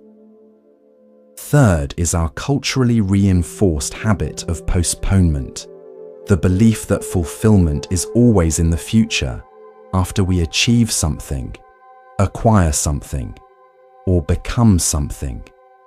This habit prevents us from recognizing the completeness available in the present moment. The Japanese concept of shikantaza, just sitting, embodies the spirit of the master's teaching. This practice involves sitting without any goal or object of focus, neither seeking special experiences nor rejecting ordinary ones. It's a radical affirmation that this moment, exactly as it is, contains everything needed for awakening. Zen Master Dogen wrote, "If you cannot find the truth right where you are, where else do you expect to find it?" This teaching challenges our assumption that truth, peace, or enlightenment exists somewhere other than here, in a time other than now, or in an experience other than this. Like Li climbing the sacred mountain, we exhaust ourselves seeking elsewhere what has never been absent. The Buddha said, "It is in the nature of things that joy arises in a person free from remorse." This teaching points to the natural emergence of well-being when we stop creating division between where we are and where we think we should be. The cessation of seeking doesn't leave emptiness, but reveals the fullness that seeking obscured. In your own life, notice when you fall into the pattern of believing that what you seek is elsewhere. Perhaps you think peace will come after you resolve a particular problem. or that connection will feel more genuine with different people, or that life will finally be complete when certain conditions are met. Each of these beliefs creates a subtle rejection of the present, overlooking the sacred mountain where you already stand. Tonight, as we complete our journey through these stories, can you recognize that the peace you seek through listening is not separate from your present awareness? Can you feel how the wisdom in these tales is not distant, but immediately available in your direct experience? As the Buddha taught, peace comes from within. Do not seek it without. The ultimate truth is not hidden on a sacred mountain or in ancient texts, but in the miracle of ordinary awareness, the silent witness that has been present throughout our entire journey together. As we draw our time together to a close, let us reflect on the journey we've taken through these ancient stories of wisdom. Each tale has offered a unique facet of understanding, yet all point to the same essential truth, that peace, clarity, and awakening are available here and now, not in some distant future or special circumstance. The empty boat taught us to recognize when we're filling situations with assumed intentions. The monk and the tiger showed us how to find joy in the present moment despite challenges. The two arrows revealed how we can avoid adding suffering to inevitable pain. The mustard seed helped us understand the universal nature of loss and impermanence. The farmer and the horse demonstrated the wisdom of suspending judgment about life's changing circumstances. We learned from the Buddha and the angry man that we can choose whether to accept the negativity others offer. The monk with the teacup showed us how embracing impermanence allows for deeper appreciation. The Buddha and the robe taught us about true generosity. The two monks and the river reminded us not to carry burdens long after their usefulness has passed. The cricket in the temple helped us value inner silence that allows us to hear subtle wisdom. The king and the laughing man revealed that contentment comes from fully receiving the present rather than acquiring more. The Zen master and the thief showed us the transformative power of giving. The master archer demonstrated how undivided attention leads to mastery. The heavy stone taught us to find creative solutions by questioning our assumptions.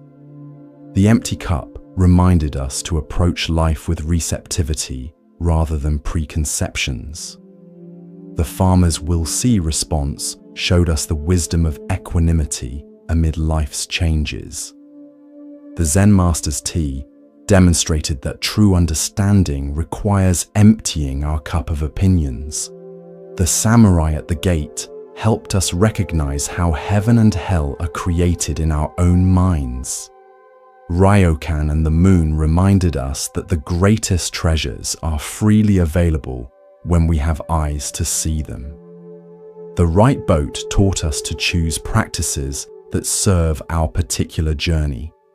The sound of one hand revealed the difference between intellectual understanding and direct realization. And the sacred mountain showed us that what we seek through spiritual practice is never absent from our ordinary experience. The Buddha taught, these three things cannot remain hidden: the sun, the moon, and the truth. As you continue on your own path, may the truths illuminated in these stories remain with you, not as concepts to remember, but as invitations to experience life with greater presence, compassion, and wisdom. Thank you for sharing this journey. From Moon Mind Temple, may you rest peacefully, waking refreshed and carrying these ancient teachings into the light of a new day.